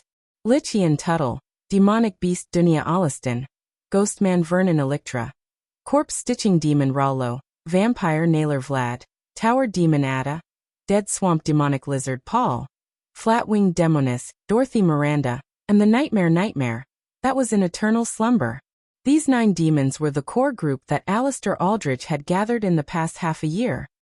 Ghostman, if you don't want to be in eternal slumber like the Nightmare, you better restrain your arrogance and recklessness. Corpse Stitching Demon, Rollo raised his hand and pointed the Eye of the Void at the carriage as he said in a low voice. "Rollo," Ghostman Vernon immediately said with dissatisfaction. "That was the Nightmare's own choice. We all know that the Nightmare is about to be devoured by its own dream. I hope that its death is worth it." Vampire Nailer, who had a graceful figure and was similar to Ghostman Vernon in another sense, said in a gentle tone. Even if she covered her entire body with a black robe, her identity couldn't be hidden. "It's meaningless to argue." Ada, the tall and thin tower demon, said in a straightforward tone. The argument between his subordinates didn't affect Alistair Aldridge's thoughts because to him, these demons weren't important. As long as he saved number 1, as long as he had enough resources, he could have as many demons of this level as he wanted. Although it had only been 10 years since the end of the war, the 100 Races alliance that had fought with their backs to the wall was only in name now. The demons' current situation was actually more relaxed than it was at the end of the war. If they didn't have magisters, the rapid development of magical engineering was beyond his expectations, and it was also the biggest variable at the moment. However, if he used it properly, he could turn it into an opportunity. For the demons who were born with powerful magic, the threshold for mastering magical engineering was much lower than for humans. If the war didn't end with the explosion of magical engineering, if the demons could hold on for another 10 years, even the most arrogant demons wouldn't dare to look down on magisters. If the demons also started to fully research and learn magical engineering, then it would be hard to say who the master of this world would be.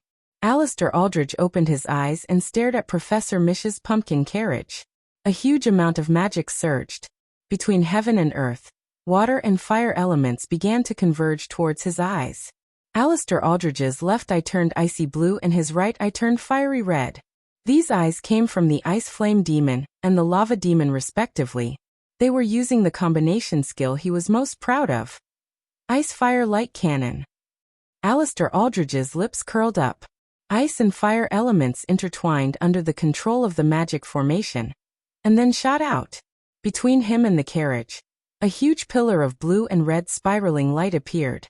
Before the pillar of light touched the carriage, countless black runes suddenly burst out. Those black runes arranged themselves into the shape of a black dragon, and quickly circled around the carriage, forming an indestructible spell barrier. The carriage shook violently. Professor Misha put down the crystal ball in her hand, and picked up her wand to draw a circle on one side of the carriage. The scene outside immediately appeared in this circle. Other than her, the others could finally see the giant thunder rock outside the carriage, as well as the 9 demons standing on its back. "Their target is us," Professor Misha said with a serious expression. Ophelia Bullard stared at Alistair Eldridge, who was standing on the head of the Thunder Rock. Her eyes were bloodshot, and blood was gushing out. Although number 1 was the real Demon King, he didn't have a physical body. Even his soul had taken on the appearance of white, and didn't have the aura that a Demon King should have. Now that she met number 2, Fresh Blood Maiden recalled the fear of the past. That fear was turning into hatred. If White wasn't beside her, she might have lost control and rushed out. White frowned and asked, "He's number 2? Aurora glanced at Victor from behind and suddenly understood what was going on. Number 2 was here to save number 1. Bang. Alistair Aldridge's first ice and firelight cannon couldn't break through the pumpkin carriage's spell barrier, but it just stood there and fired a second, a third. The ice and firelight cannon continuously shot out at a rate of 1 shot every 3 seconds. The pumpkin carriage's spell barrier took 10 ice and firelight cannon in just half a minute and finally showed signs of instability. The carriage's defense won't last long. Prepare for battle. Professor Misha took out 12 magic cards from her card bag and waved them in front of her. The 12 magic cards were arranged in an arc and opened one after another. Capricorn, Aquarius, Pisces, Aries. 12 magic cards, 12 constellations. Professor Misha's lips moved quickly. She chanted a special summoning spell from the Star Tower and activated the 12 constellation cards at once. 12 star maps emerged from the cards and formed a huge star map of the 12 constellations. Professor Misha took out the 13th magic card from her card bag and began the ritual summoning. Ophelia Brad quickly calmed down. She put her finger into her mouth and bit it lightly. The flesh of her finger broke open and blood dripped down, forming a blood pool with a diameter of less than 1 meter below her. She stood in the blood pool, and her temperament quietly changed as the blood energy rose. Her long hair, which had returned to its original color, turned red again under the influence of the blood magic power. Blood-red eyeshadow appeared at the corners of her eyes, making her eyes look slender and long, giving her a foxy vibe. Her lips also showed more blood, as if she had put on a dark lipstick. With just this change, her originally gentle and graceful temperament had an additional trace of enchanting and gorgeous charm. It was just like what she had shown in the secret passage. However, if one looked closely, they would find that her natural charm indeed contained the viper's fang. Her hatred for the Demon King didn't take away her rationality. White's existence played a big role in this. She took out a magic card and used an extremely clever method to summon the 8-star human species, Blood Origin Sword Saint. This magic elven card was created together with hero Brett God, and it was actually a token of love between her and Brad. Blood Origin Sword Saint was covered in armor. Her long hair was tied into a ponytail, and her nose was covered by a mask. Only her eyes and forehead were exposed. The blood-red lines at the corner of her eyes revealed a hint of feminine charm, but her face was full of heroic spirit. As a swordsman, Blood Origin Sword Saint's body was very small, but it had good proportions. The blood-red armor was tight, and its legs were straight and slender. It was obviously agile. Yuan, prepare to draw your sword, Ophelia Brad whispered. Blood Origin Sword Saint nodded slightly, but he didn't reach for the blood-devouring sword at his waist. Even though the demonic sword named Blood-Devouring Sword had the powerful ability to absorb blood and turn it into demonic energy to increase its attack power, it still couldn't surpass the limits of the Blood Origin Sword Saint Magic Fairy. With the wisdom granted by the Sure Kill skill, Heart of the Sword, Blood Origin Sword raised its hand slightly, revealing 5 slender fingers, and caught the magic card that Ophelia Brad gave it. Fantasy Weapon Incantation, also known as Holy Sword Incantation. White Gouda looked at the Blood Origin Sword Saint in shock. He couldn't help but have a thought that he didn't want to accept. However, the Blood Origin Sword Saint seemed to be doing something very normal. It directly activated the Holy Sword spell in its hand with the power of its blood. The magic card in its palm was emitting a bloody light that was gradually intensifying. Then the Holy Sword spell transformed into a blood holy sword that was completely different from the blurry holy sword that White summoned. It had a delicate shape. It was obvious that its control of the holy sword spell was much better than White's. At this moment, the Blood Origin Sword Saint transformed into a hero. Gulp. White swallowed his saliva quietly. Ever since he awakened the Blood Tribe's bloodline, he gradually neglected the control of the Holy Sword spell. Now he was still at the initial stage where he could only summon blurry light swords. The Blood Origin Sword Saint's performance stimulated his nerves. He reached for his card bag and whispered to himself, "I want to fight too." Behind him, Aurora didn't summon a magic card. Instead, she reached out her hands, and two elemental spirits flew into her palms. One was the Flaming Sun Spirit, and the other was the Icy Moon Spirit. Before becoming a mage, she was first an elven user, and she was a dual-element elven user. "Protect White well." Professor Midia glanced at her two elves and said quickly, "Got it." Aurora nodded obediently. "White." Professor Midia had already stood up. She tapped her robe with her wand, and incantations jumped out one by one, forming a spell barrier on her body. She walked out of the carriage, followed by the magic elves summoned by the ritual. Earfu and the others already knew that they were in danger, but it would take some time for them to get here from the west gate. If they stayed in the carriage, she was worried that her precious carriage would be smashed by Mr. Number 2 outside. "I should have the ability to stall for a few minutes, right?" With this thought, she lifted the curtain and walked out of the carriage. "I'll summon the astral maze first. At least I can stall for some time." However, as soon as she leaned half of her body out of the carriage, she heard the sound of her toes tapping on the ground. A blood shadow as swift as the wind rushed out from her side. A pair of flexible blood wings appeared on the Blood Origin Sword body's back, and it flew out abruptly. The figure galloping in the air left behind countless afterimages. Blood light flashed from where it held the sword, cutting the sky apart. This mere 8-star Eldritch elf dashed toward Alistair Eldritch Number 2, who was standing on the head of the Thunder Rock, with the courage of a single person.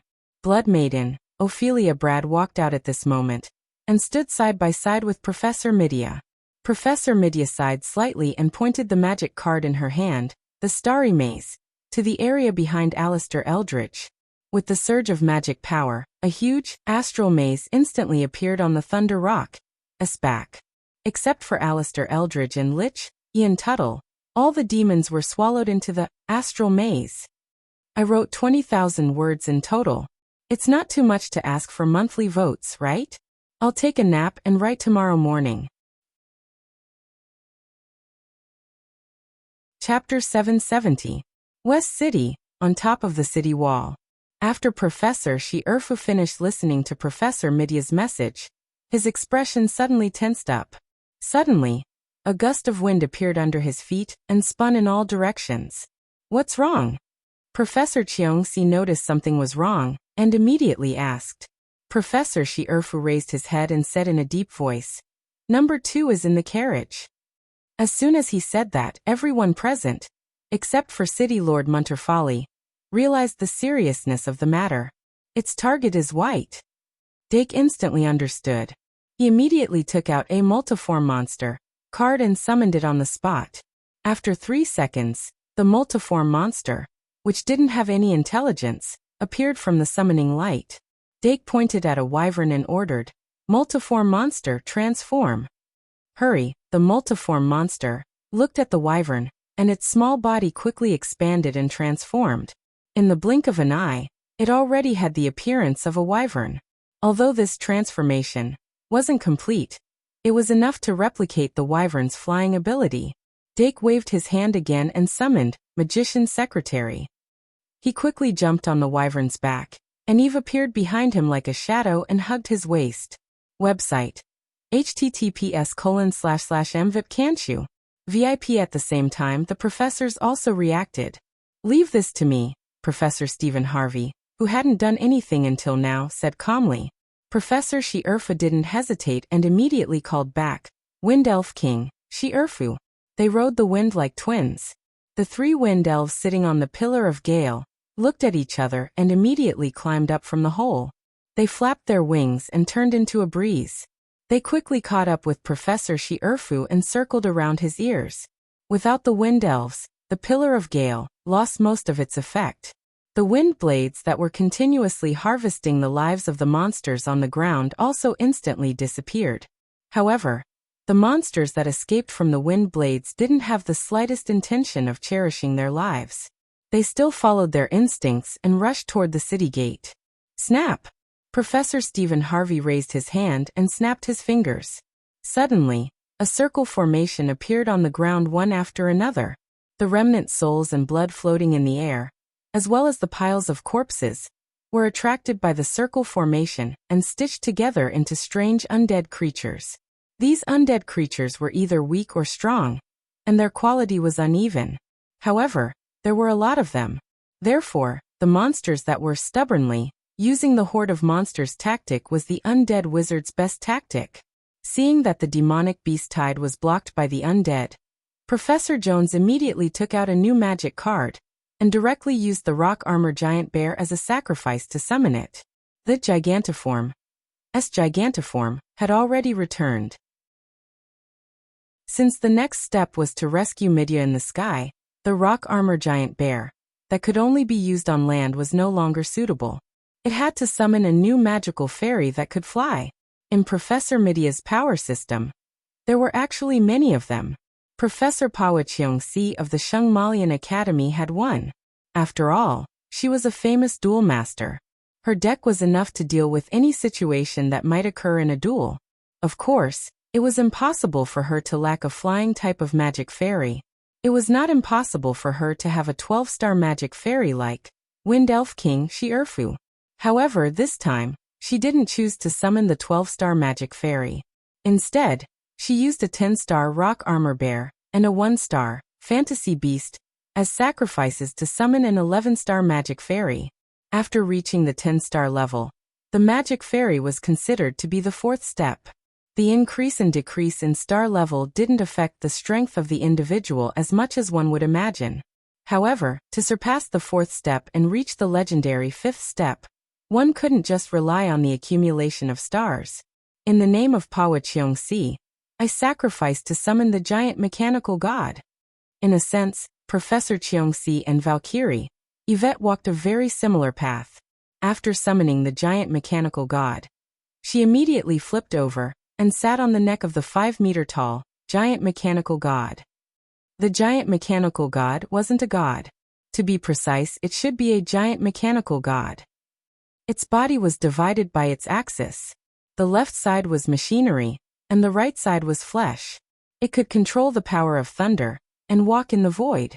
However, if it wanted to accelerate in the air, it needed to spread out the jet wings hidden behind it to provide power. As soon as Professor Cheong-si sat on it, she immediately spread out the wings and prepared to fly. However, Professor Shi-Erfu's voice sounded in her ears at the right time. Ride the wyvern. Professor Cheong-si didn't hesitate. She immediately abandoned the giant mechanical god and rode on a wyvern.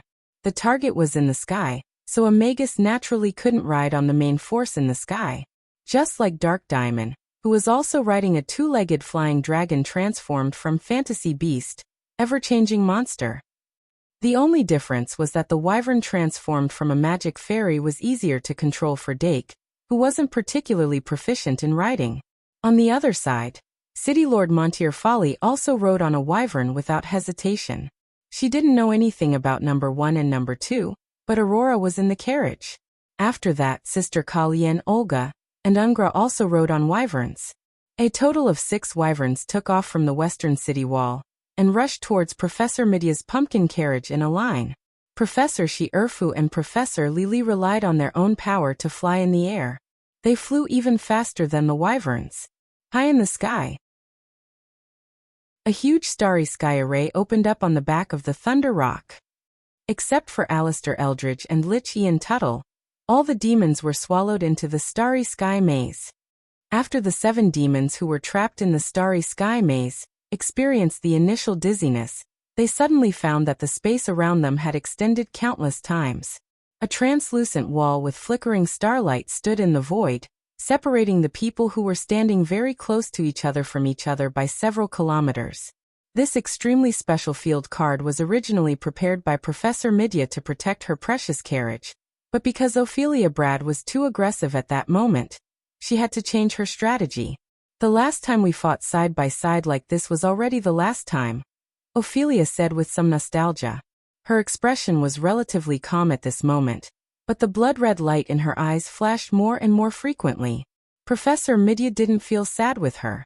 In order to maintain the starry sky maze, she had to concentrate fully. Behind her, a small magic elf that looked like it was made of silver liquid metal flew in front of her and protected her. This magic elf was called Constellation Child, and it was summoned through the resonance ritual of the 12 constellations. Constellation Child had a round appearance, and the part below its neck looked like an inverted water droplet. It only had 2 hands and no wings, and it could float. It looked somewhat similar to Little Dream Demon. However, it wasn't a ghost-type magic elf. Instead, it was a steel-type elf. Boom! The ice-fire light cannon brushed past the Bloodline Sword Saint's shoulder and hit where the 2 demons were standing. Alistair Eldridge smiled brightly as if it wanted to greet them. At that moment, its extremely tough face suddenly softened. It wasn't because of its temperament. It was because the outline of its face had indeed become round. Devouring demons were sexless creatures, and their faces could change between male and female at will. However, their reproductive organs wouldn't appear out of thin air. The reason why it had such a feminine smile was probably because it recognized Ophelia Bullard. However, at that time, Ophelia Bullard didn't have the Bloodline Sword Saint by her side. The spell barrier around Professor Midya's body suddenly bounced up, blocking the intertwining ice and fire light cannon. The 2 people inside the barrier didn't change their expressions. Ophelia even raised her hands. She inserted the fingers of her left hand into the gaps between the fingers of her right hand, and a magic array that looked like it was made of blood appeared in her palms. Midya raised her hand and tapped lightly, and a part of the runes formed a circle in front of her. The blood-red light beam that shot out of Ophelia's palm passed through the circle, and its power was instantly increased by 1.5 times, making this magic light beam thicker and longer. However, the dazzling sword energy approached Alistair Eldridge even faster than this magic light beam. The Bloodline Sword Saint's eyes were so bright that they looked like burning stars. It was the product of Brave Brett and Blood Bell Ophelia's hands, and in a sense, it wasn't much different from the White Gouda. However, it was born to protect Blood Bell, and it was born to kill the Demon King. However, since it was born, it had only seen the Demon King for the first time. The killing intent that had been accumulating for a long time completely exploded at this moment as Holy Sword of Blood was swung. Secret Sword of 9 Forms, first form. At that moment, the bloody shadow of a strange beast appeared on the sword that looked like it was made of blood. She pressed her left hand on the hilt of the sword in her right hand, and Holy Sword of Blood made slight adjustments. In an instant, she slashed out 3 times. The first slash shattered Alistair Eldridge's defensive spell formation. The second slash cut off Alistair Eldridge's aura, and the third slash cut into Alistair Eldridge's robe. However, under the robe, a mouthful of dense teeth suddenly opened and bit the Holy Sword of Blood, stopping the terrifying aura that was about to cut Alistair Eldridge in half. However, the Bloodline Sword Saint didn't blink at all. The Holy Sword of Blood that was bitten by the mouth that suddenly appeared in his abdomen suddenly turned into dense blood energy. Although the 2 parts of the sword were still connected, they didn't collide anymore. The Holy Sword of Blood continued to push forward and cut open Alistair Eldridge's abdomen. In just one exchange, the reborn Demon King was injured. Alistair Eldridge's expression changed drastically. The unique holy power of the Holy Sword poured into his body, and what followed was double the pain that came with the injury. Holy Sword. He suddenly frowned, and the outline of his face hardened again. A surge of magic power burst out from his body. A row of dense teeth suddenly appeared at the cut on his abdomen. At the same time, the teeth bit down on the body of the Holy Sword of Blood and crushed it into pieces. The Bloodline Sword Saint's figure flashed past him like lightning, and the Holy Sword of Blood had completely turned into blood energy. Alistair Eldridge suddenly roared, and more than a dozen mouths shot out from his abdomen. Each mouth was connected to a snake body that looked like blood vessels.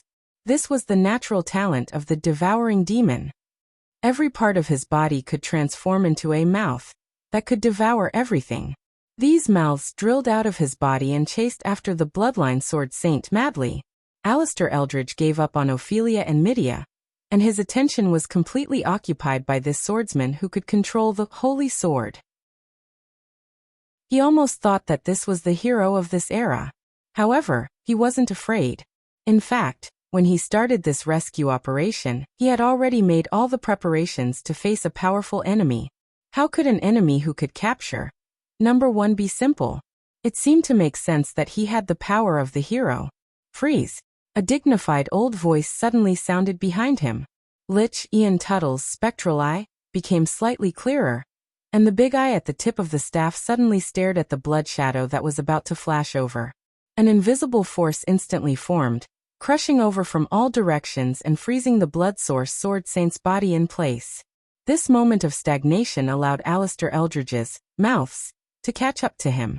Before the bloodline sword saint could react, several holes were bitten on his back. However, he didn't feel any pain, and he didn't even feel numb or itchy. His absolute control over his body made him feel lighter in that part of his body. At this moment, the magic light shot out by Ophelia Blood approached Alistair Eldridge. However, Alistair Eldridge casually waved his hand and knocked down the magic light. The skin of his right hand turned pitch black in an instant, like a black stone. This series of battle happened in a very short period of time. Alistair Eldridge's abdomen was injured, but it wasn't serious. The bloodline sword saint's body was frozen, and it was about to be devoured by Alistair Eldridge's mouths. In front of the carriage, Ophelia Blood's lips moved quickly, and a magic card in her hand quickly lit up. A thick blood light immediately appeared on the bloodline sword saint's body.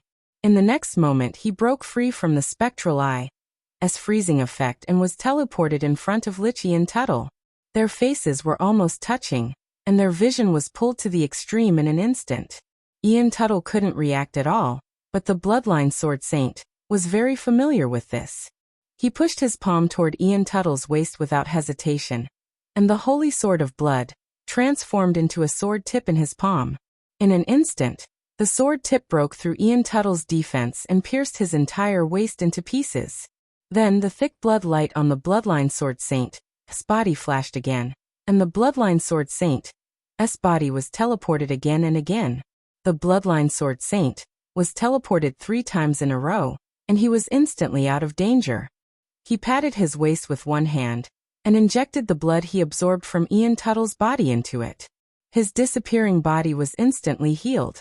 However, Alistair Eldridge turned around at this moment and reached out his hand to take out the bloodline sword saint's flesh from his mouth. He slowly kneaded it into a small person in his palm. The bloodline sword saint's expression changed drastically. He immediately flipped his right hand and formed the holy sword of blood again. His expression was very serious as he made a slashing gesture toward the void in front of him. Secret sword, third style. A water-like brilliance gradually condensed on the sword. An insect-like strange beast wriggled in the light. The holy sword of blood slashed down at an extremely slow speed, and then it froze in the air as if it had encountered an obstacle. Alistair Eldridge reached out his finger and pointed at the small person made of flesh in his palm. With a smack, the small person's head was crushed into a bloody pulp. The bloodline sword saint sensed something, and the power in his wrist instantly exploded, shattering the invisible obstacle in the air. Crack! As if something like glass shattered in the air, a drop of blood appeared between the eyebrows of the bloodline sword saint, and dripped down the bridge of his nose. However, the instant death curse that was triggered by the bloodline sword saint had been destroyed by the bloodline sword saint. Ha! A surprised expression appeared in Alistair Eldridge's eyes, and the skin on his forehead quickly wriggled. A lightning-shaped horn pierced through his skin and was exposed. Then, without any warning, a muffled thunder sounded in the sky, and a lightning pillar shot down from the bloodline sword saint's head. If this lightning pillar hit him, he would instantly be turned into charcoal. However, the bloodline sword saint's heart of the sword was shaken, and he reacted at an inhuman speed at this critical moment. Secret sword wanton style. A dragon snake-like sword light shot out from the holy sword of blood and bit at the lightning pillar that was descending from the sky.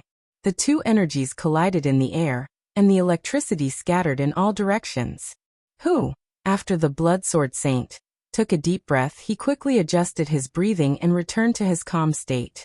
He slowly adjusted his pace, and the blood wings on his back suddenly vibrated, giving him an explosive speed.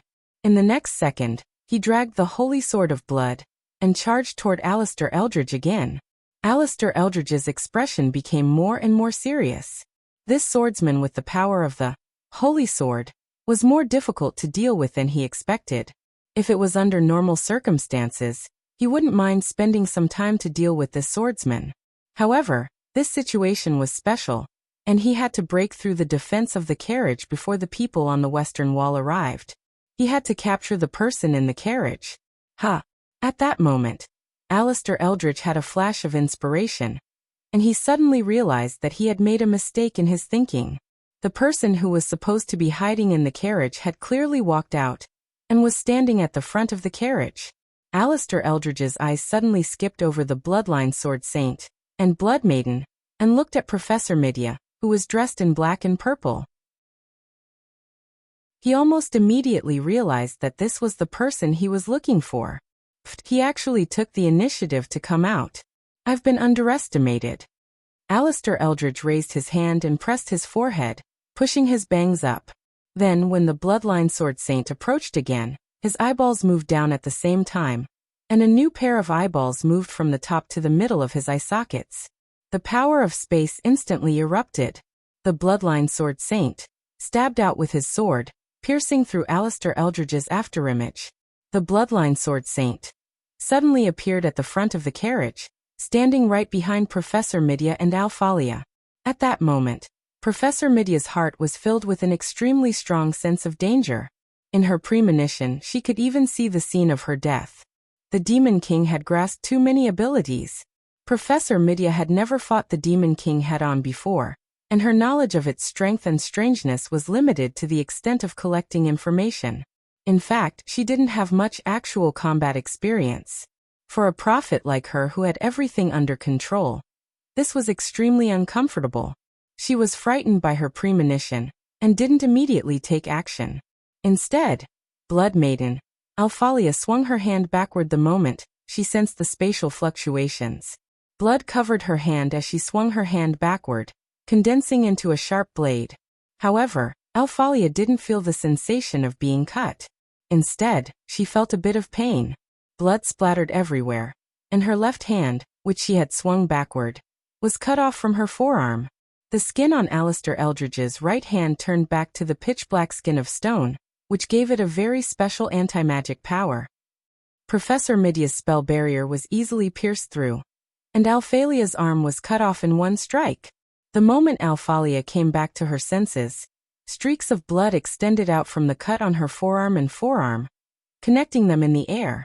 Alphalia immediately turned around and flew backward. The streaks of blood pulled her severed forearm back to where her arm had been cut off, and it was reattached perfectly. Then, with a flash of blood, the wound on her arm was completely healed, and not a single scar could be seen. Alphalia originally had excellent healing skills, and she had saved countless wounded people on the battlefield. The situation hadn't developed to the point where it was completely out of control. Although Alphalia's attack didn't have any effect, it still attracted Alistair Eldridge's attention and bought him some time. During this short period of time, Professor Midya finally woke up. Aquarius. As soon as she finished speaking, her magic guide sprite, Constellation Child, finally moved. The Constellation Child immediately raised its hands above its head, and an ice-blue vase with a long mouth appeared in its palms. It raised its eyebrows, and with a wah sound, it viciously smashed the vase toward Alistair Eldridge. This was indeed out of Alistair Eldridge's expectations. When he saw the vase, he thought that the Constellation Child would shoot out a water pillar to attack or suck someone into the vase. However, it didn't. That vase was actually used as an ordinary projectile. Alistair Eldridge suddenly took a step forward, and his right hand, which was like a black stone, slammed toward the vase. He was going to smash it into pieces, grab Midya, and run away quickly. Boom. The vase was indeed broken, but Alistair Eldridge was also gone. Professor Midya gasped for breath, grabbed Alphalia's arm, and ran toward the carriage. Let's go. The Demon King's strength exceeded her expectations. She had to reflect on herself. Was it because she had been hanging out with people like Shi-Erfu and Kazair for too long that she had forgotten the fact that she was just a weak astrologer? As for Alphalia's willfulness for revenge, she would personally shatter it. Where's the Demon King? Alphalia suddenly asked. It was randomly teleported away by Aquarius. Midya took a step forward. It shouldn't be too far away. Before it relocates its position and rushes back, we have to get close to Shi-Erfu and the others as soon as possible. Alphalia gritted her teeth, but she didn't act willfully. She turned around and walked into the carriage. However, at this moment, the curtain of the carriage was pulled open from the inside. White Gouda suddenly rushed out with the lightsaber transformed from the Holy Sword Curse in one hand. In his other hand, he was still holding the Bloody Serpent magic card. The carriage was filled with demon leeches that were used as sacrifices. In the name of White Gouda, I sacrifice and summon the Bloody Serpent. A huge and complicated sacrificial summoning array appeared above the pumpkin carriage. Professor Midya's expression froze when she saw the ferocious serpent head that drilled out of the sacrificial summoning array.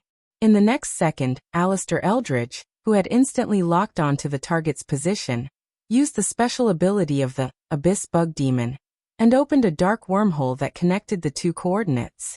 A terrifying pressure was emitted from the wormhole. Black beasts. Professor Midya suddenly turned around and urged the black beasts to gallop.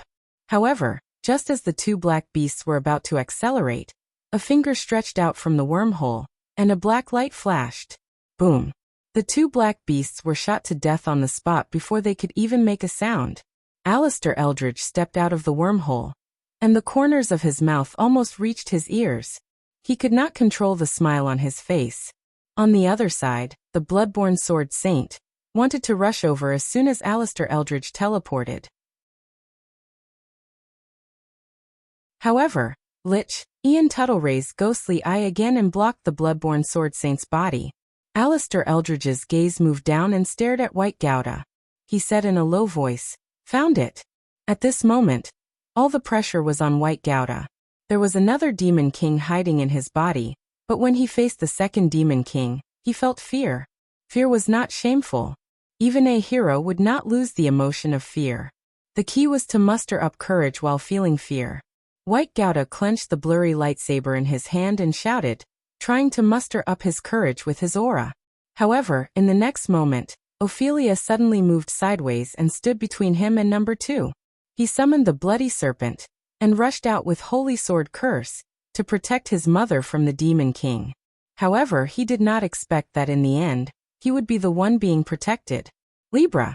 Home of Blood Mist. Sun God's protection. Blood Escape Curse. Demon King's true body. The stagnant atmosphere was broken in an instant. The 5 people inside and outside the carriage released their skills at the same time. Professor Midya immediately grabbed the Constellation's Child, and the Libra symbol suddenly lit up between the Constellation's Child's eyebrows. A scale appeared in each of the Constellation's Child's hands, and the fate in the field began to change strangely. White Gouda roared out the ultimate skill of the Bloody Serpent. The Bloody Serpent, which had already come out of the sacrificial summoning circle, lowered its head and spat out a large amount of blood mist at the front of the carriage. Aurora's voice penetrated the curtains of the carriage, and a brilliant light shot out from within. The aura of flames and light instantly exploded, and the underground of the Freedom City faintly trembled. Ophelia bit the tip of her finger, and directly wrote an incantation in the air. The blood mist in the home of Blood Mist was used by her, and a bloody light surrounded the entire carriage like a wheel. Alistair Eldridge laughed maniacally. The horns on both sides of his head grew out like tree branches, and his back arched like a mountain. A new pair of wings broke out of his skin and spread out angrily. A terrifying demonic aura erupted from his body. He opened his arms, and the fingernails on his 10 fingers grew longer and sharper. His already tall body unknowingly swelled to twice its original size. The pressure of the Demon King enveloped the entire area. The flying dragons galloped. Professor Earbook was the fastest. He had already shaken off the 6 flying dragons behind him by half. Suddenly, she abruptly raised her head and saw a demonic aura soaring in the pitch-black night sky. Dark clouds gathered and rolled like angry waves. Her face instantly froze into ice, and she turned into a storm and rushed forward, increasing her speed sharply. Slightly behind her, Dake Dimming, who was riding on a flying dragon, raised his head at the same time. On both sides of him were the Baluto the multi-headed dragon, and the young green-eyed dragon, that had been released from the fusion. These 2 magical spirits were very powerful, but he would not recklessly think that they could fight against the Demon King just by relying on them. He hoped that he was only here to make up the numbers. But at this moment he had to think carefully. What could he do in this situation? As the distance between them got closer and closer, Alistair Eldridge unreservedly released the pressure of the Demon King, which obviously had a negative effect on the wyverns. Except for the wyvern that Dake was riding on, which was transformed from magical beast, ever-changing monster, and was not affected, the other wyverns were all frightened, and their flying speed instantly slowed down. However, the soaring demonic aura also made everyone realize that the carriage must have fallen into a dangerous situation. Professor Cheong-si could no longer care about protecting the wyvern under him. He only gave it an order to continue flying forward. Then he immediately jumped onto the back of the gigantic mechanical god and bent his knees in a half-squat. Electric currents immediately flowed on both sides of the gigantic mechanical god, creating an even stronger propulsion force and increasing its speed sharply. On the other side, City Lord Montier Folly directly jumped into the sky. Flames burned in her eyes, completely igniting the bloodline power of the Sunchaser giant, causing her long hair to truly turn into flames. The flames climbed onto her entire body and quickly condensed into a flame crystal armor. The flames rose. Her entire body was engulfed in flames, and she turned herself into a fire arrow and shot toward the place where the demonic aura was soaring into the sky. On the other 3 wyverns, Sister Kalien had a pair of angel-like wings on her back. However, she didn't throw off the wyverns like Professor Cheong-si and City Lord Montier Folly did. Instead, she continued to fly on the wyverns. On the other hand, Olga and Ungra naturally placed the safety of Dake as their top priority. They were slightly behind, but they were also quickly approaching. On the other side of the carriage, the situation changed quickly. It seemed that every minute and every second was different. The Blood Origin Sword Saint finally used 9-style secret sword to cut open the invisible force that was holding him in place. However, Lich Ian Tuttle had already set up Ghost Prison and once again stopped the Blood Origin Sword Saint. Even though the Ghost Prison couldn't block the sharpness of the Holy Sword of Blood, the Lich Ian Tuttle was able to release Ghost Prison after Ghost Prison at a rate of 1 per second like a Matryoshka doll. The face under the mask was probably smiling. Although the Blood Origin Sword Saint had the Holy Sword curse, he was still a little weak in front of Ian Tuttle. Unless the Holy Sword in the Blood Origin Sword Saint's hand was a real holy sword, Ian Tuttle might be afraid. However, this old guy obviously didn't want to put in too much effort. When heroes were forced into a desperate situation, they could always explode with unimaginable power. All of the former higher-ups of the demon race had suffered many losses because of this. On the surface, Ian Tuttle was loyal to the will of Demon King No. 2. But how could the world be more important than his own life? If Alistair Eldridge wanted to achieve his personal goal, then Ian Tuttle would let him do it. As for Ian Tuttle, this old lich would just go along with him. On the other side, the Blood Mist Village released by the Bloody Serpent didn't even last half a minute before it was shattered by the soaring demon energy. The Constellation Child's left scale seemed to have cracked due to the excessive pressure, but it didn't shatter. The Sun God's protection was successfully released. Aurora's flaming sun elf flew out of the carriage and released a ball of light that surrounded the carriage like a sun. Ophelia's blood escape curse was interrupted halfway due to the space around it being locked by the Demon King. Blood flowed out of Ophelia's mouth. As Alistair Eldridge laughed more and more wildly, he reached out his hand and grabbed his only target, the White Gouda. Although Ian Tuttle didn't know why Number One's breath was so weak and why Number One was sealed in the body of this green hat young man, Alistair Eldridge didn't need to know the reason. He only needed to capture this green hat young man. If he couldn't capture him, then he would crush him. As long as he crushed him, even if Number One, who was sealed in his body, died, it didn't matter. After all, they were the immortal Demon Kings. Everything was going according to plan. Everything was under control. When Alistair Eldridge realized that he had successfully found his real target before the people from the West City arrived, he was very sure that he had won. Sizzle. The heat emitted by the sun god's protection wasn't high in Alistair Eldridge's eyes. Alistair Eldridge adjusted his right hand to the arm of Lava Demon and gained immunity to the fire element. However, when Alistair Eldridge's hand passed through the shield, the skin and flesh on his palm instantly melted, revealing his white finger bones. After that moment, even the finger bones were burned into ashes. Divine power. The confident expression on Alistair Eldridge's face was suddenly frozen, but his reaction was so fast that he deserved to be called the Undying Devil. Even his gecko cutting off its tail was unbelievably fast. When the flame of the sun god burned along his palm to his forearm, Alistair Eldridge decisively adjusted his right arm to the factor of Lizard Demon and completely cut it off.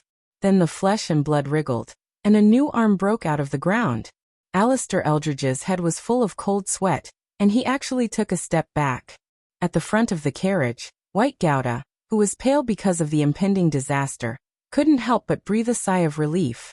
Then Ophelia, who reacted, endured the pain of the backlash and immediately pushed her baby son, who was standing still, into the carriage. However, she didn't enter the carriage herself. Instead, she took out more magic cards from her card bag. The sun god's protection, released by Aurora, unexpectedly blocked Alistair Eldridge's attack, and even burned off one of his arms. However, even Ophelia Brad immediately thought of a way to break it. As expected, after Alistair Eldridge took a step back, his entire huge body suddenly disappeared. When he reappeared, he was already inside the sun god's protection. He deliberately compressed his body from 5 to 6 meters tall to 3 meters tall, and entered the sun god's protection. This was not the first time he used this kind of short-distance teleportation. However, when he was about to rush into the carriage and grab Whiteout, Professor Midia, who was standing on the side without moving, revealed a faint smile in this desperate situation. Balance, balance. The balance scale in the constellation Child's left hand was completely shattered, and the balance scale in the right hand was still intact. At that moment, dense cracks appeared on the balance scale without any warning. The balance scale in the left hand that was broken into pieces actually returned to its original state of being full of cracks. At this moment, the two scales had a new balance. The fate of both sides turned to the same degree again. The constellation Child slammed into Alistair Eldridge, and the latter didn't even have the intention to resist. However, the moment after the collision, both the constellation Child and Alistair Eldridge flew backward at the same time. The constellation Child's body was shattered by the recoil, but before it died, the Libra symbol on its forehead released a white light that enveloped its entire body, and the cracks on its body healed at a visible rate. Alistair Eldridge's face was filled with incomprehensible shock, and terrifying cracks also appeared on its body. The cracks went deep into its bones and almost tore it into pieces on the spot. However, its terrifying self-healing ability came into play. Every piece of flesh and bone was reconnected in the process of flying backward, and even the wounds on its skin disappeared. However, Alistair Eldridge couldn't stop the momentum of flying backward no matter what, and its back slammed into the inner wall of the sun god's protection. Sizzle. First, the two demon wings were burned by the sun god's flames, then the skin on its back, and then the muscles, blood vessels, and bones under the skin. Alistair Eldridge tried its best to bend its body and extend its head forward, and its two arms tried its best to push back after its back was melted, but from its fingers to its palms to its arms, they were all burned by the flames in the blink of an eye. Even the ashes fell into the flames and disappeared without a trace. At the critical moment, Alistair Eldridge saw the constellation Child that was also flying backward to the inner wall, and an idea flashed in its mind. It immediately adjusted its posture and extended its legs toward the flames. When its entire body was burned, and only its head was left, the mighty force that was pushing it to its death finally disappeared. Alistair Eldridge kept its head in the end. The constellation child, on the opposite side, also only wanted to cut off its round head. The power of the sun god. The power of fate. Alistair Eldridge gritted its teeth. This short experience in half a minute made it recall the pain of the final battle with the heroes team. It was after that battle that it was captured and sealed, and it didn't see the light of day for 10 years. Hatred and fear were born at the same time under such circumstances. Its remaining head quickly flew away from the inner wall of the sun god's protection, and new flesh grew out of the wound on its neck. As expected of the immortal Demon King, Professor Midia's face was also pale. Using the power of fate just now had consumed a lot of her energy. The constellation child didn't have the terrifying self-healing ability of the Demon King. Even if she used the power of the Ares secret technique, it would take a long time for her to recover to the point where she could use the secret techniques of other constellations. Without the constellation child, her combat strength would be greatly reduced. The only thing left was to think of a way to stop Demon King No. 2's wound from healing. When this thought appeared in her mind, Blood Maiden, Ophelia had already started to carry it out. A pitch-black magic floated out of a magic card in her hand, and it floated toward Alistair Eldridge's head like a cloud. Alistair Eldridge's eyelids suddenly felt heavy, and even his thoughts slowed down. However, he gritted his teeth, and the lightning horn on his forehead attracted lightning to strike down, instantly waking him up. Ophelia took the opportunity to throw out a magic array. The magic array flew under Alistair Eldridge's head in an attempt to slow down his self-healing speed. Then, magic spirits were summoned one after another, and they charged toward Alistair Eldridge. Faced with such a desperate situation, Alistair Eldridge suddenly burst into laughter. The magic elves that approached him shriveled up and devoured all of their magical powers. He opened his bloody mouth and turned into a black hole. Even the magic that Ophelia had set up in the magic array was devoured. The part above his chest recovered at a speed visible to the naked eye. He suddenly opened his two arms, and the devouring range of the black hole expanded infinitely. Directly below, countless people were attracted by the battle in the night sky. They either looked up directly or indirectly through objects. At this moment, they suddenly found that the magic in their bodies disappeared out of thin air. Without magic, there was only physical strength, blood, and vitality. The sudden feeling of weakness constantly reminded them that they didn't even have the qualifications to watch the battle. The priests who were invited to the Freedom City stood up at this moment. The light magic of the Holy Church weaved a barrier, temporarily blocking the devouring power. However, the area that the priests could protect was limited. More people rushed out in panic, and a large number of chaos appeared on the ground. Misfortune never comes alone. In the astral maze, that even Midia herself ignored, a magic sword that emitted a strong spatial fluctuation broke through the maze and went straight into the sky. The Stitching Corpse Demon, Luoluo, raised his right hand, and the Eye of the Void, that was embedded in his palm, released a magic sword that seemed to have a substantial form. At the same time, it broke through the maze and cut a huge hole in the astral maze. Under the influence of the aura, the other demons who were trapped in the maze raised their heads and found the hole that had been forcibly cut open. The Stitching Corpse Demon was the first to fly out of the maze, followed by the vampire, Nairal, and the flower-winged demoness, Dorothy. Not long after, the 7 black-robed demons all came out. Although the astral maze was still there, it was already useless. Alistair Eldridge's laughter became more and more rampant.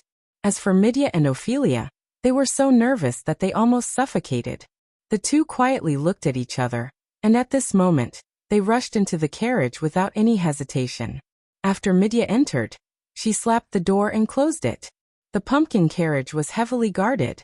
Even space methods such as instant transmission couldn't escape. If they defended like this, they could at least hold on for a minute or two. I've been holding on for so long. Why hasn't she Urfu arrived yet? Professor Midia was covered in cold sweat, and her robe was soaked. She couldn't help but complain. Ophelia kept gasping for breath, but a faint sadness rose in her heart. After fighting with the Demon King, she understood what kind of existence the brave Brett had been fighting with all this time. She remembered the past with Brett, and she remembered Brett's sacrifice. Aurora, can you still release that? Professor Midya pointed outside. Aurora held the flaming sun elf in her hand and shook her head. After releasing the sun god's protection, her flaming sun elf was very weak, and it was impossible to draw out the divine power of the underground temple. Professor Midya simply sat down. She had already felt the vibration caused by the attack on the carriage's defense. Aurora couldn't help but ask, Professor, before you left, didn't you do a divination? Professor Midya picked up the crystal ball again. Her eyelids slightly narrowed, and she finally revealed a bright smile. Yes, it's a good draw, great luck. Rumble. Stitching Corpse Demon, Luoluo held the Void Demon sword and slashed at the pumpkin carriage's defense barrier again and again. Ghost Man Vernon Electra's body became red, and he strengthened his muscles to the limit. Every punch made the barrier tremble. Alistair Eldridge looked at their actions and breathed in the last bit of magic. Its body had been completely healed, but its untainted appearance was unsightly. The people in the carriage gave him a big surprise, and he looked a bit embarrassed. However, the Immortal Demon King wasn't known for its absolute strength. Although it was still the strongest at the end of the war, it had been defeated by human teams a few times. Its strongest power was immortality. Therefore, it wouldn't be angry because of this little embarrassment. It wasn't worth it. Unfortunately, even if he maintained a good mentality, he had to admit that the best opportunity had slipped through his fingers. Amidst the ferocious night wind, there was clearly a hateful aura mixed with it. Alistair Eldridge closed his eyes, and his hands hung down. While he was familiarizing himself with this new body, he was also activating the hidden power in his complicated blood. Then he began to layer his armor. Since the war couldn't be avoided, then let's do it. Half a minute later, Alistair Eldridge suddenly opened his eyes. His height had returned to 5 or 6 meters. The 2 pairs of bat wings on his back opened slightly, and pitch-black magic flowed along the edges. He began to chant an incantation. In terms of magic, the demon race was much more advanced than the humans. Even the recognized magic race, the elves, couldn't compare to the high demon race. But in the continuous wars, the humans had quietly caught up with the demons in terms of magic at some point in time, even if they were only close in height, and it was an extremely small amount of individual strength. It was enough to shock the demon race. However, after the shock, they continued to do what they were supposed to do. After all, if the humans wanted to reach the so-called height, they had to pay with their lives. However, the demon race didn't need to do so. Now that he thought about it, if the demon race could face the fact that humans were catching up from then on, perhaps they wouldn't have ended up in this situation. Alistair Eldridge opened his hands with his palms facing up, and one magic array after another appeared from his palms, feet, and head. The sky had long been covered by dark clouds, and both the moon and the stars had disappeared for a long time. And in the dark clouds, the dull sound of thunder was accumulating little by little. Now there was a very simple truth. Lightning restrained flight. The lightning horn on Alistair Eldridge's forehead seemed to have become longer. He was summoning thunder and waiting for the arrival of Wind Elf King, Shierfu. Thus that gust of wind really came. Professor Shierfu's figure appeared in the air about a kilometer away from the pumpkin carriage. Then she continued to move forward without stopping. An extremely terrifying storm had formed around her body, and the dark clouds on the path of her high-speed flight receded, and starlight leaked out. Freeze! Lich! Ian Tuttle used the same trick again, trying to use Ghostly Eye to freeze the wind elf in the air. However, the moment the power of Ghostly Eye was condensed, it was torn apart by the storm, making one wonder if the person in the storm had noticed it. Ian was a little annoyed. He pointed his magic wand and summoned a row of ghost prison at once, but it was still broken in an instant. At this moment, it suddenly sensed something, and a flat spirit appeared under its feet, carrying it as it frantically retreated. Professor Shierfu was still rushing in a straight line with no intention of changing direction, but the storm around her suddenly expanded and surrounded Ian's position in an instant. Whoosh! Ian Tuttle didn't have time to retreat at all. In the blink of an eye, he was swept into the storm, and was then carried in a straight line toward Alistair Eldridge's position. Aurora's sun god's protection had been removed, and Alistair Eldridge was standing in the air in front of the carriage. Professor Sheerfa's storm would inevitably affect the carriage, but that was her intention. With the old lich as an example, the Stitched Corpse demon retreated almost immediately, and only the ghoul Vernon was still fiercely smashing the barrier. Alistair Eldridge's eyes widened, and she looked directly at the storm. Suddenly, she let out a sharp scream like the banshee's howl. Boom! The dark clouds above her head rolled crazily, and the sound of thunder shook the world. Alistair Eldridge released the legendary forbidden spell, Thunder Sea of Realms. The first thunderbolt came out from the dark clouds, tearing the night sky apart, and the golden lightning flashed in the sky. The second thunderbolt went straight toward the storm that Professor Sheerfa was carrying. Alistair Eldridge predicted the distance of the storm, and controlled the thunderbolt to bombard the tip of the storm. At this moment, the elemental restraint came into play. The thunderbolt that was as thick as a bucket successfully broke through the protective wall of the storm. But when Alistair Eldridge felt that it was effective, Professor Sheerfa's figure suddenly became blurred, and the thunderbolt went through her shadow and continued to strike downward. After the thunderbolt passed, Professor Sheerfa's figure became solid again, and she was even closer to the carriage. Thunder Sea of Realms! Alistair Eldridge suddenly roared, and suddenly, dozens of thunderbolts fell from the sky. These dozens of thunderbolts, under her terrifying control, fell toward an extremely small area one after another, and were extremely dense. The flashes of the dense thunderbolts even made the entire night sky as bright as day. But in the blink of an eye, Professor Sheerfa was still moving forward with the storm, unscathed. And in the blink of an eye, she was in front of her. Alistair Eldridge completely gave up control of the Thunder Sea of Realms, and countless thunderbolts fell freely. The storm came, and Vernon, who was beside the carriage, was swept into it. The edge of the storm hit the pumpkin carriage, and it was instantly sent flying. And Alistair Eldridge, who was facing the storm, was sent flying backward as if she was hit by a drill. The defense of her abdomen was broken, and blood and flesh splattered everywhere. Her angry roars were continuous, and the speed at which she was sent flying was even faster than the speed of sound. Along the way, the pumpkin carriage cleverly escaped from the storm, and the distance between Alistair Eldridge and the carriage grew larger and larger.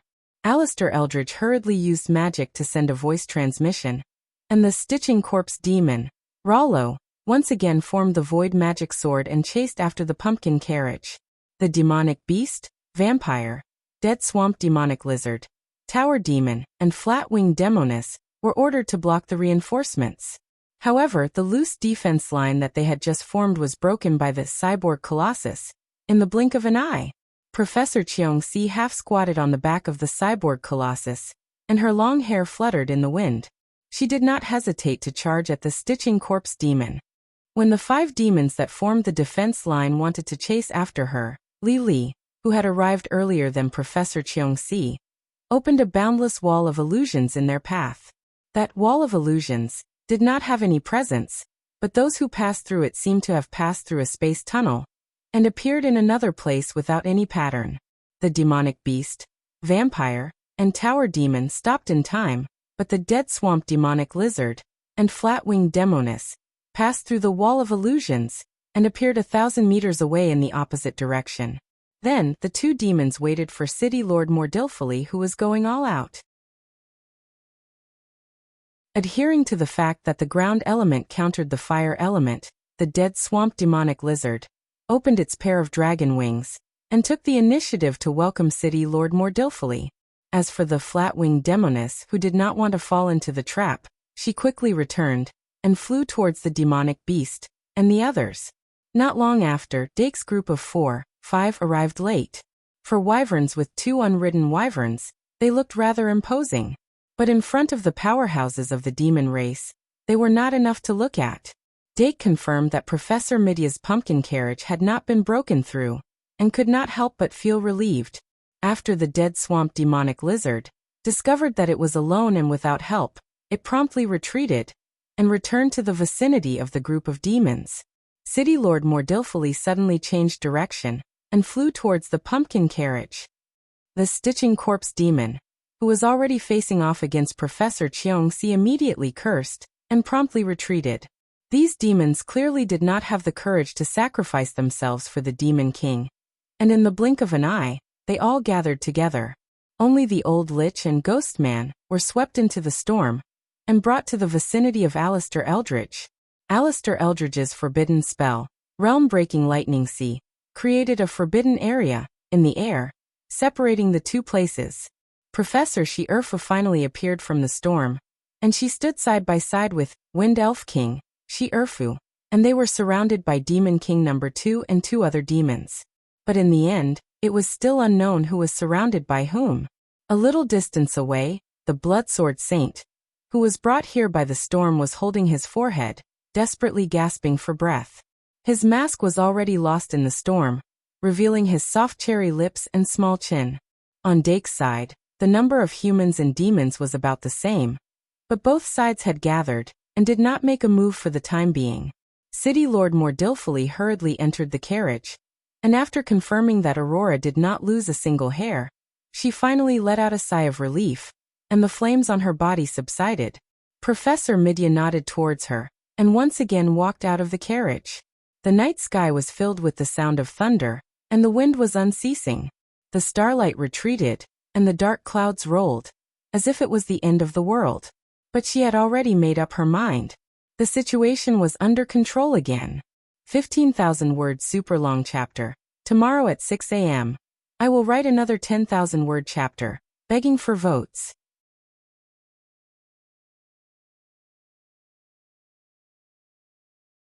Chapter 771. In the sky to the east, Professor She-Urfa stood in the air like a stabilizing needle. In the sky to the west, the professor's maids and a total of 6 demons were confronting each other. Now that things had developed to this point, Alistair Eldridge's plan was actually considered a failure. Professor She-Urfa's strong breakthrough not only divided the battlefield, but also pulled the distance between him and the carriage extremely far away. Although he had part of the Abyss Bug Demon's ability and could teleport through the wormhole, this level of skill naturally had a cooldown. Now, if he wanted to continue to achieve his goal, perhaps the only way left was to fight head-on. Alistair Eldridge held his stomach and retreated slightly. His abdomen was penetrated by the drill formed by the storm, and now it was healing. But usually, even if his heart was gone, he wouldn't retreat, let alone having a hole drilled in his stomach. Now he just wanted to let Lich Ian and Ghost Man Vernon enter the enemy's field of vision. In fact, Alistair Eldridge had always been aware of his subordinates' lack of effort. To be precise, except for Ghost Man Vernon, every other demon had their own thoughts. Remember the website, Mthvip Kanshu 6. Although everyone said revive the demons, the more they understood this era, the more they found that this slogan was vague and powerless. When the demons were no longer the strongest race in this world, when the Demon King was no longer the strongest creature in this world, how could the demon society that used violence to maintain order and bloodline to determine the status of the demons survive? Moreover, what did the Demon King rely on to revive the demons? Was it only able to cultivate those special demons that were extinct in the past war? But weren't those demons the ones who were defeated in the war? Every time they thought of this, demons like Stitching Corpse Demon Luoluo couldn't help but think. Sure enough, it was more important to live. And the reason for this awkward situation, Alistair Eldridge also knew. Because those demons who were truly loyal to him, and were willing to sacrifice themselves for the great revival of the demons, were all killed by the Holy Church in the Demon King execution ceremony, in the middle of the year. Therefore, this group of demon subordinates, including the former elder, Lich, all lacked loyalty. Only Ghost Man Vernon, who wasn't that smart, had always been obedient. However, those with high loyalty had their own ways of using it, and those with low loyalty had their own ways of using it. As long as they were forced up Mount X, they would naturally have no choice but to do as they wished. Just like now, as long as the old Lich was kicked to the front of the stage, it would have no choice but to fight the Wind Elf with all its might. Ancient magic staff, spectral eye. Professor Shi Erfu pointed out the origins of the wand in Lich Ian Tucker's hand the moment he saw the enemy clearly. If I remember correctly, this wand should be in the hands of the Gravekeeper of Death Canyon. Is he dead now? Lich Ian immediately clenched his fist and said in a serious tone, "It seems that you are not young either. The old man of Death Canyon died decades ago. I bought this wand from a gravedigger." Professor Shi Erfu shook his head and said, "No matter what, it is now in your hands. I just want to say that it is useless against me." Ian Tucker's expression froze. He suddenly tilted the spectral eye, and the eyeball at the tip of the wand immediately glared at Professor Shi Erfu.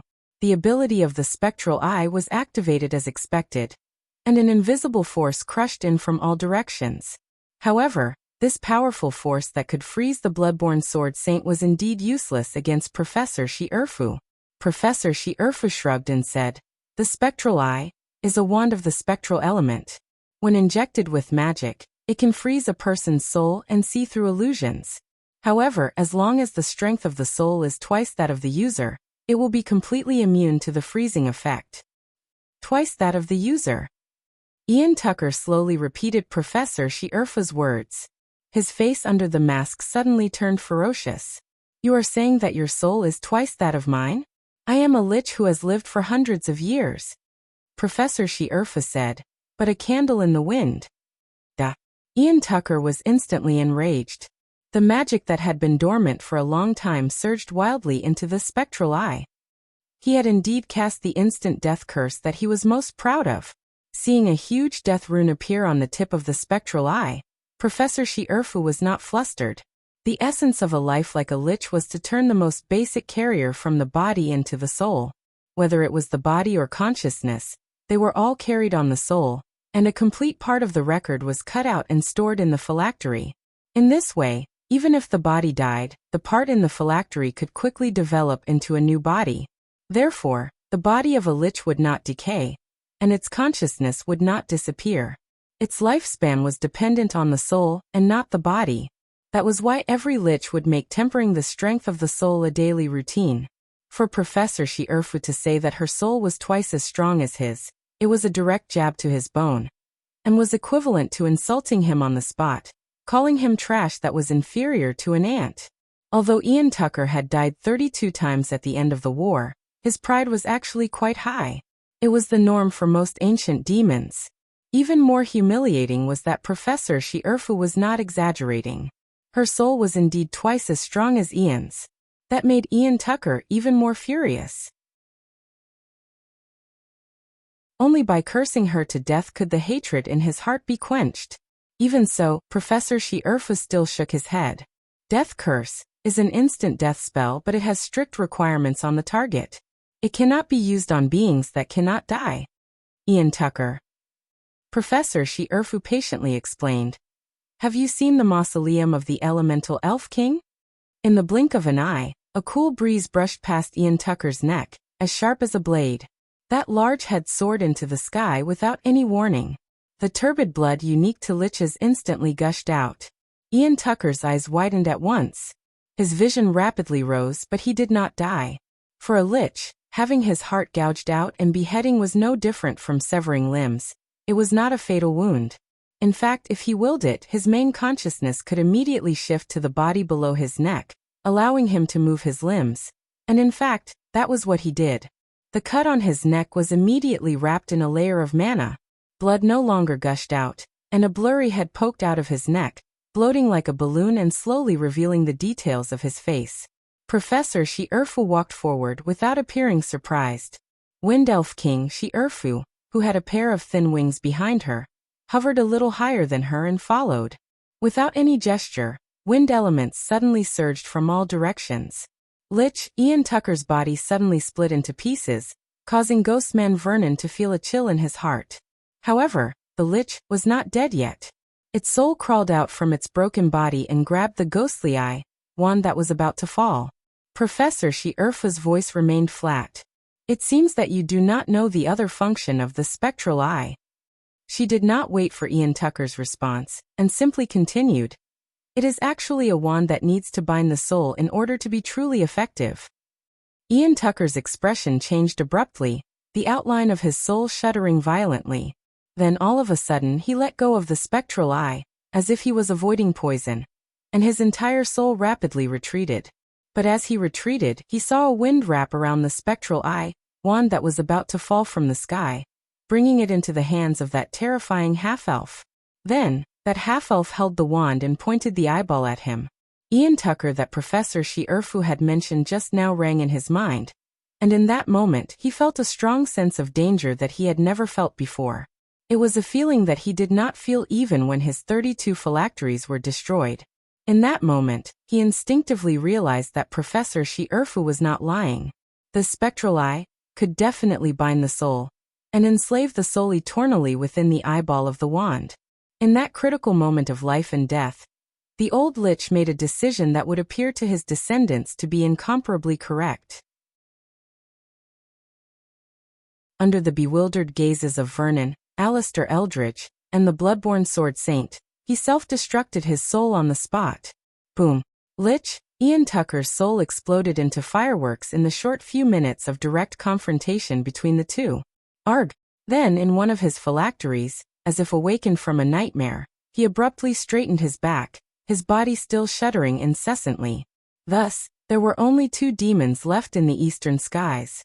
The entire region was dead silent, and only the rumbling of the thunder in the lightning sea of Realmbreaker continued to reverberate in the background. Ghostman, whose brain was filled with muscles, felt chills all over his body, and even felt his knees go soft. Alistair Eldridge, on the other hand, did not feel any fear.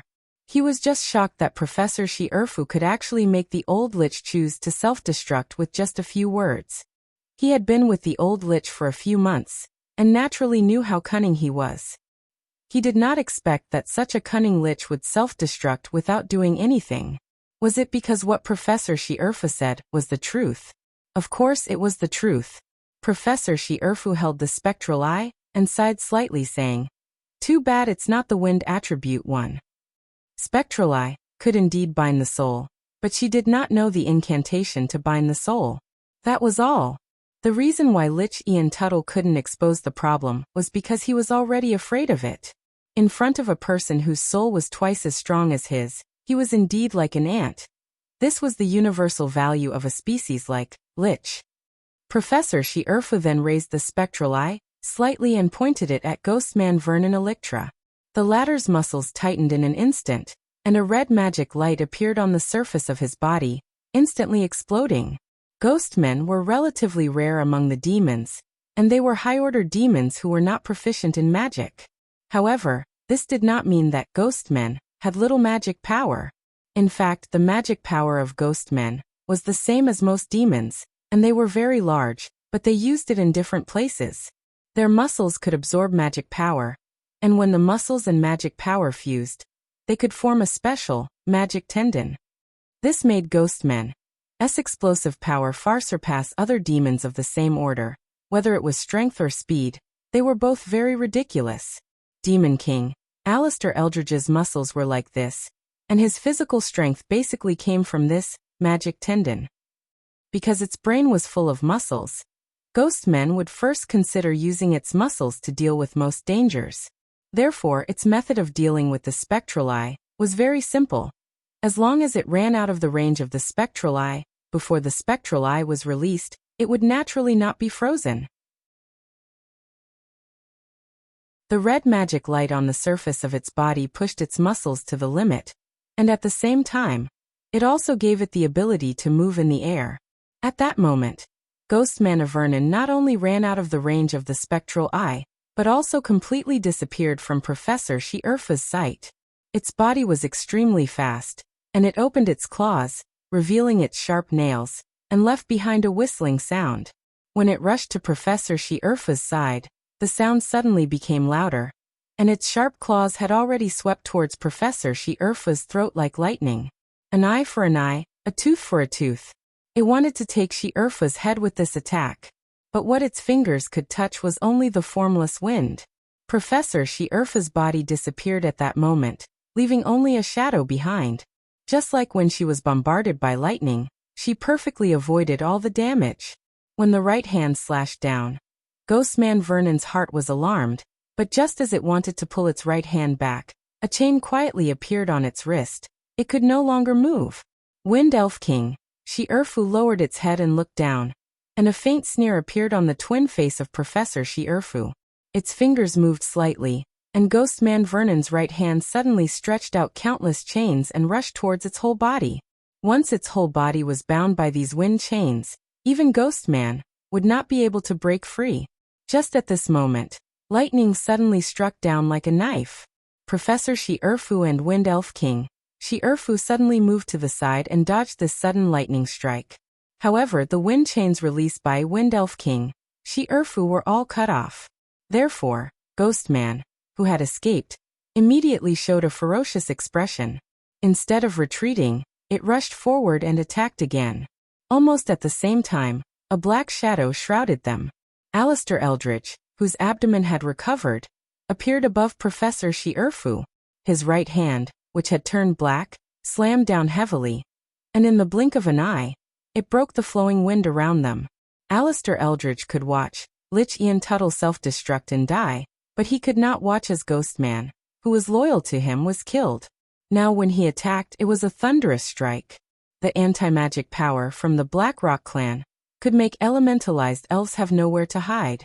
Although Professor Shi-Erfu's elementalization seemed to be more special, it was still the same. As long as the elementalization did not change, it would be restrained by the anti-magic power. However, at this moment he had almost forgotten that the person standing in front of him was not just a simple elf user, but a senior mage. Professor Shi-Erfu suddenly raised the magic card that he had prepared earlier. Layers of spears appeared from the magic array and attacked with pure physical attacks. Alistair Eldritch's palm strength was extremely heavy, and it shattered the spears that were attacking him. However, Professor Shi-Erfu had enough time to react.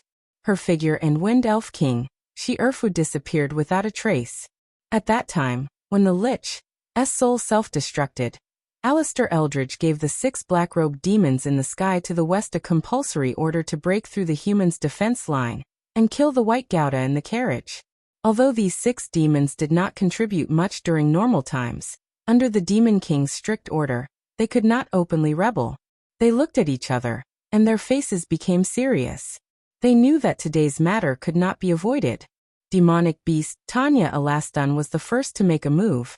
Wind Elf King, Shi-Erfu, was not here, so the Thunder Rock in his hand could be used. After all, he was a demonic beast. It was reasonable for him to control his demon beast to attack from afar. There were even remnants of the Starry Sky maze on the back of the Thunder Rock. It flapped its wings fiercely, and a storm arose. Lightning flashed on its wings, and it was extremely fierce. The demonic beast quickly hid, and the Thunder Rock flew toward the carriage under its command. There were 6 wyverns in a row in front of the carriage, and 5 of them were immediately intimidated by the Thunder Rock's aura. When the Thunder Rock sensed the existence of these weaklings, it was overjoyed. Finally, it found a target to humiliate. Then it crashed into the fantasy wall and appeared 1,000 meters away. It froze on the spot. Thanks to the demonic beast's reminder, it turned around in the air and flew back toward the pumpkin carriage. Then at some point in time, it hit the fantasy wall again and appeared in another place 1,000 meters away. Ha ha ha ha. Professor Lily sat on the head of the Thunder Rock and laughed so hard that he could not stop. Demonic beast. Tanya finally noticed the little fairy sitting on a feather and swinging her butt, and she subconsciously shrank back. The demonic beast's demon beast was taken away, and it is reasonable for it to hide and wait for an opportunity to take it back, right? Dunya muttered to herself, hiding her thoughts even more discreetly. Tanya could find a reasonable reason to slack off, but the others did not have such an easy time. Luoluo, the stitching corpse demon, sighed and pointed at the several people on the back of the wyverns, saying, "Pick one each." Dead swamp demonic lizard. Paul said in a low muffled voice, "Can we pick the people in the carriage? The one with fire will come out eventually." Flat-winged demoness. Dorothy immediately mocked. "You really know how to pick the weak ones." Dead swamp demonic lizard. voice suddenly became louder. The earth element counters the fire element. This is a smart move. And the ones outside are not enough to pick. What about you? Flat-winged demoness. Dorothy immediately narrowed her eyes and pointed at Sister Kalien. She is the one. Sister Kalien's aura of light was very strong, but Dorothy was not afraid. In her opinion, Sister Kalien was also relatively weak in that group. She avoided the weakest and the strongest. She wanted to save her face and her life. Due to their instinctive dislike of the light element, the other demons did not object. Then Tower Demon Ada said in a monotonous voice, "They've gathered. Are they also discussing the distribution of the battle?" Dake and the others rode on the wyverns and floated in the air with their heads facing the carriage. The people sitting on the carriage and Professor Midya on the front of the carriage were in a circle. They were really discussing how to deal with these demons. But they did not discuss how to distribute the battle. The reason was that there were not many people who could still fight. Other than Professor Shi Erfu, who was fighting 1 against 3, only Professor Cheongsi and Professor Li were still in perfect condition. Professor Midya definitely did not have the ability to participate in the battle. Mayor Montier Folly still had the strength to fight. But there were only 3 people left. The only ones who could still fight were Dake and his maid. Dake Diming's performance in the academy was very outstanding. But after all, he was only a second-year student. As for his maid, his safety was naturally the top priority. Moreover, among the 3 maids, only Olga could maintain her combat effectiveness in the air. Eve's strength was not enough. Although angry was not bad before she obtained the 12 gold holy suit, the difference in strength between her and the professors was still quite big. Not to mention, she did not have any air combat equipment. Therefore, even if Olga was added, there would only be 1 more person. There were 4 people in total. Oh, there was also Sister Kalien. Don't always forget about me. Sister Kalien helplessly twirled her 2 strands of hair. Don't treat the infirmary as a teacher. But when Professor Midya was planning the battle strength, it was indeed not very good to include her. That was because she did not know Sister Kalien's strength well. And in the government building, Sister Kalien had only summoned an 8-star light element angel. It would definitely be very difficult for an 8-star elven elf to fight against these demons. Instead of pinning their hopes on her, they might as well pin their hopes on Ophelia to summon the Bloodline Sword Saint. Although the Bloodline Sword Saint was also an 8-star elven elf, it was obviously different from ordinary 8-star elves. The most important thing was that it could use the Holy Sword Curse. Unfortunately, the Bloodline Sword Saint seemed to be in a state where it could not be summoned back. Ophelia herself had consumed a lot of energy and was currently in a very bad state. Otherwise, if she and Ophelia pooled their energy together, they could barely be used as 1 person. In the end, whether it was her, Ophelia, or Sister Kalien, they were all support. Just me, Sister Kalien reiterated. Look at that birdman with only 1 wing over there. Is it eyeing me? Coincidentally, I'm eyeing it too. Let's leave it at that. Professor Cheongsi nodded slightly and said decisively, "It's time to move. We can't let them turn back to support number 2. Professor Midya glanced at Sister Kalien again, and her gaze paused especially on the angel wings behind her. Finally, she nodded and said, "Those demons don't have a strong will to fight. If we can drive them away, there's no need to pursue them. The most important thing is to go and help Shi Erfa number 2 as soon as possible." Understood. Professor Cheongsi suddenly turned around and jumped onto the back of a wyvern. Then, together with the cyborg Colossus, they brazenly charged toward the demons. She had not considered the distribution of combat power, or one-on-one combat power at all. This group of people with such a weak will to fight could scare off several demons with 1 charge. A magic card appeared in her hand. After summoning it, she slapped the wyvern under her. The light released by the magic card immediately spread to every inch of the wyvern, and a special metal magic pattern was engraved on its body. This magic pattern enchantment was not only a magic card, but also an item card. It was somewhat similar to the Phantom Weapon spell. As the metal magic pattern lit up 1 by 1, the wyvern's momentum and defense increased. There was also an additional layer of shield that could protect the rider. Professor Cheongsi reached out again, and a huge steel gauntlet condensed on her right arm from her shoulder to her fingertips. A 5-meter-long steel spear also appeared in her palm. In the blink of an eye, she had transformed into a regular dragon knight. When the 5 demons saw Professor Cheongsi charging over on the wyvern, their expressions all changed. The stitching corpse demon, Luoluo, suddenly condensed the void demon sword and said in a deep voice, "One more person."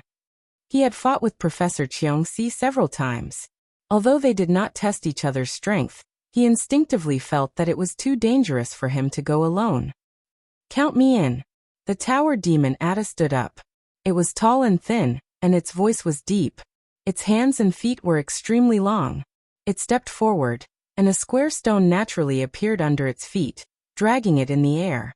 The stitching corpse demon Luoluo immediately nodded. The sound of muscles squirming was heard, and 2 wings appeared on its back. They were a black-red dragon wing, and a grayish-white bat wing. The 2 of them looked at each other, and then took off at the same time, charging toward Professor Cheongsi. Among the remaining 3 demons, the flat-winged demoness also opened her only wing and flew to the side. She did it on purpose to distance herself from Luoluo and the others. On the human side, she had just met Sister Kalian's eyes. Then she saw the nun flying over on the wyvern. She clearly has wings, but she wants to ride a wyvern. Is it because of the time limit of the wings? Or is she worried that the wings will dissipate after her magic power is used up? The flat-winged demoness thought quickly. She knew that this was not a sparring session, but a battle of life and death. Analyzing every peculiarity of the enemy was beneficial for finding their weaknesses. "Mine is out too." The dead swamp demonic lizard opened its dragon wings and rushed out. City Lord Montier Folly had already walked out of the carriage. They were about to continue the battle that had stopped halfway. In the blink of an eye, the vampire Naylor Vlad realized that she was the last person. She was once the daughter of the Vlad family, but now she was just an ordinary vampire who survived. She relied on the blood slaves in the manor to make a living. Occasionally, she would disguise herself as a human girl and wander around the small towns without churches.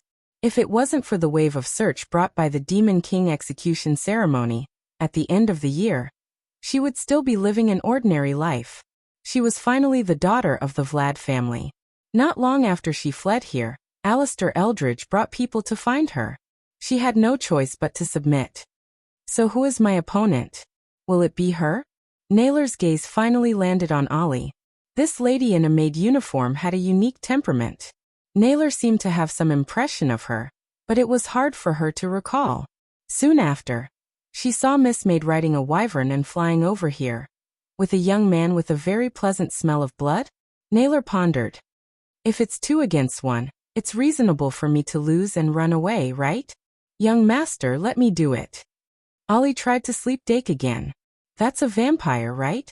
Dake changed the topic. It's okay. I'm familiar with vampires. Ollie blinked, but she couldn't say anything to refute. Help me. Dake said one last sentence and placed the moon god Solai on his chest. He had made a lot of preparations for this battle, but it seemed like most of the preparations were unnecessary. At that moment, he suddenly felt that the battle here was just a small one. The real battle was in the east. But since it was just a small one, was there room for him to participate? For some reason, he suddenly had an urge to do something. This urge was born when he was riding the wyvern, polymorphic monster, to fly here. Now it was just a matter of time. If this continues, I'm going to become a domestic kitten, he said in a low voice. The moon god's soul eye on his chest lit up slightly. The shadow of the moon god came out and swayed in front of him. Go stay behind. Oh. The shadow of the moon god's soul obediently went behind him and hugged his neck from behind. Tonight, dark clouds covered the sky and there was no moon. But he would summon the moon god and let the moon cover the sky. The gathered prayers will become a new silver moon. Turn into a shining silver moon. Armed evolution moon god. The shadow of the moon god's soul entered his body with a smile. The silver moon radiated from inside to outside, wrapping his whole body in the silver light. His body grew further as the silver light enveloped him. Silver-white armor appeared around his body and clung tightly to his skin. When the light faded, he had evolved into a digital beast. 15 minutes. He muttered, took out the moon god stone again, and continued to chant. In the name of Dake Dimung, I summoned the moon god stone. He pressed the moon god stone, that appeared into the heart protection mirror on his chest. Then, a dazzling silver radiance erupted from the heart protection mirror, engulfing his evolved body once again. The silver armor that he had just put on separated from his body and floated in the air again. The armor on his head changed into the shape of a tiger. After putting on the armor, his delicate chin was revealed. Sharp claws grew out of the armor on his limbs. Every finger was like a blade. A silver-white metal tail that looked like a steel whip was pulled out from behind and whipped the air fiercely. He evolved from the moon god to the night tiger god. Although the night tiger god was only a 7-star magic fairy, under the passive buff of the god personality armament, its magic power, attack, and defense could be increased to 4500/5000/4500. With hypostasis +1, it had the potential of a 4th-rank 10-star magic fairy. But that was not the end. Dake then took out the single scabbard, weapon form, and quickly summoned it. Although it could not unleash the divine nature of the single scabbard, the basic effect of the single scabbard was enough to strengthen it. According to the calculation of star level X300, after equipping the single scabbard, Dake's attack could reach a total of 7,100 points. After that, Dake summoned the moon pendant and wore it around his neck. He placed the fairy puppet close to his body. He also prepared the bronze snake lens, laughing mask, underworld soul ring, and other magic cards. It could be said that he was fully equipped. In the end, he even summoned the adorable beast again and stuffed it into Eve's arms when she came out from the shadow. Finally, he stuffed the magician's secretary into Eve's hands. In short, everything was ready. Dake Dimung stepped into the battlefield. The vampire, Neiral, stood on the spot and stared blankly for a while before pointing in a direction. Dake nodded slightly and rode the wyvern shape-shifting monster to the side. The beginning of the battle was so friendly that it was like both sides were sparring. But if anyone was confused by this appearance, they would definitely fall into the abyss. The battle between Professor Cheongsi, the stitched corpse demon, and the tower demon had already begun. The intensity and danger of the battle was extraordinary. The stitched corpse demon revealed its true form in the second minute of the battle. It roared and tore the black robe on its body. Its muscles swelled to a point that was even more terrifying than Ghostman Vernon's. Its skeleton grew to about 3.5 meters tall, and a third wing grew out of its back. The wings stood in the middle, and every one of them flowed with poison. Its skin was covered with dense sewing marks. In each of the sewing wounds, there was a special eyeball. Its hands and legs were covered with long hair, as if they were the limbs of a behemoth. The stitched corpse demon, Lualua, wasn't a pure demon. It was an alchemy creature. Before the battle, even Professor Cheongsi didn't expect it to be so difficult to deal with. Lualua's individual strength was very close to that of a former demon king. As for the tower demon Ada, it was just a facade. It didn't have any fighting power. The defensive wall made of square stones couldn't block any damage. When the stitched corpse demon revealed its true form, the tower demon couldn't do anything. The battle between Professor Cheongsi and the stitched corpse demon Luoluo became more and more intense with each passing second.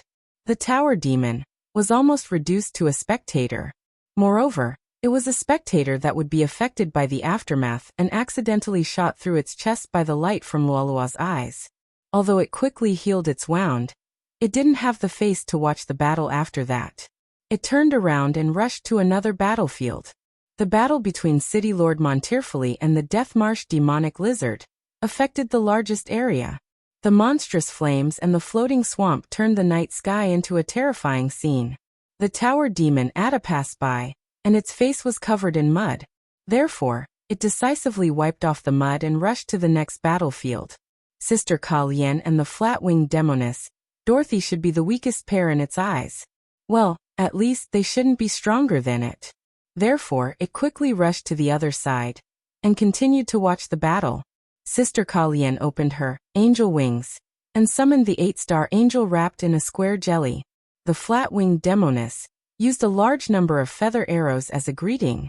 After the two women met for the first time, they greeted each other in a friendly manner and learned a little about each other. The flat-winged demoness threw away the black robe on its body at the beginning of the battle. Its only black wing became extremely long. Although it couldn't cover the sky and the sun, it was at least 5 or 6 meters long. At first, Sister Carrion was still wondering what kind of demon it was, but this doubt was completely dispelled after it fully spread its wings. A fallen angel. As a former Grand Nun of the Saint Church, even though she had never seen a fallen angel, her intuition told her that this flat-winged demoness was a single-winged fallen angel. This fact shocked her even more than the great power that the flat-winged demoness displayed. She had cultivated in the Saint Church for so many years, but she had never seen a real angel. She didn't expect to see a fallen angel here. Perhaps the fallen angel realized that she had been recognized. The flat-winged demoness, the single-winged fallen angel, took off the mask on her face. Then she looked at Sister Kalien with a smile and said in a clear voice, "I didn't expect to meet a core nun of the church in this remote place. Am I unlucky or are you unlucky?" Sister Kalien looked at single-winged fallen angel, Dorothy Miranda's beautiful face that had black lines engraved on it. She took a deep breath and used a magic card on the jelly cube angel. A hexagram array appeared under the 8-star angel's feet. The jelly cube on its body melted like snow. "I wrote 25,000 words today. I'm begging for next month's votes, razor blades, and subscriptions. Sigh, it's useless to ask for subscriptions here. That's it. Happy April Fool's Day. There are 117 chapters left until today. I'll pay them off as soon as possible. Tomorrow's update might be a little late. Good night." A hexagram array appeared under the 8-star angel's feet. The jelly cube on its body melted like snow. You're tuning into the Earbook Haven YouTube channel. Don't forget to subscribe and join us on this journey to catch the most captivating stories.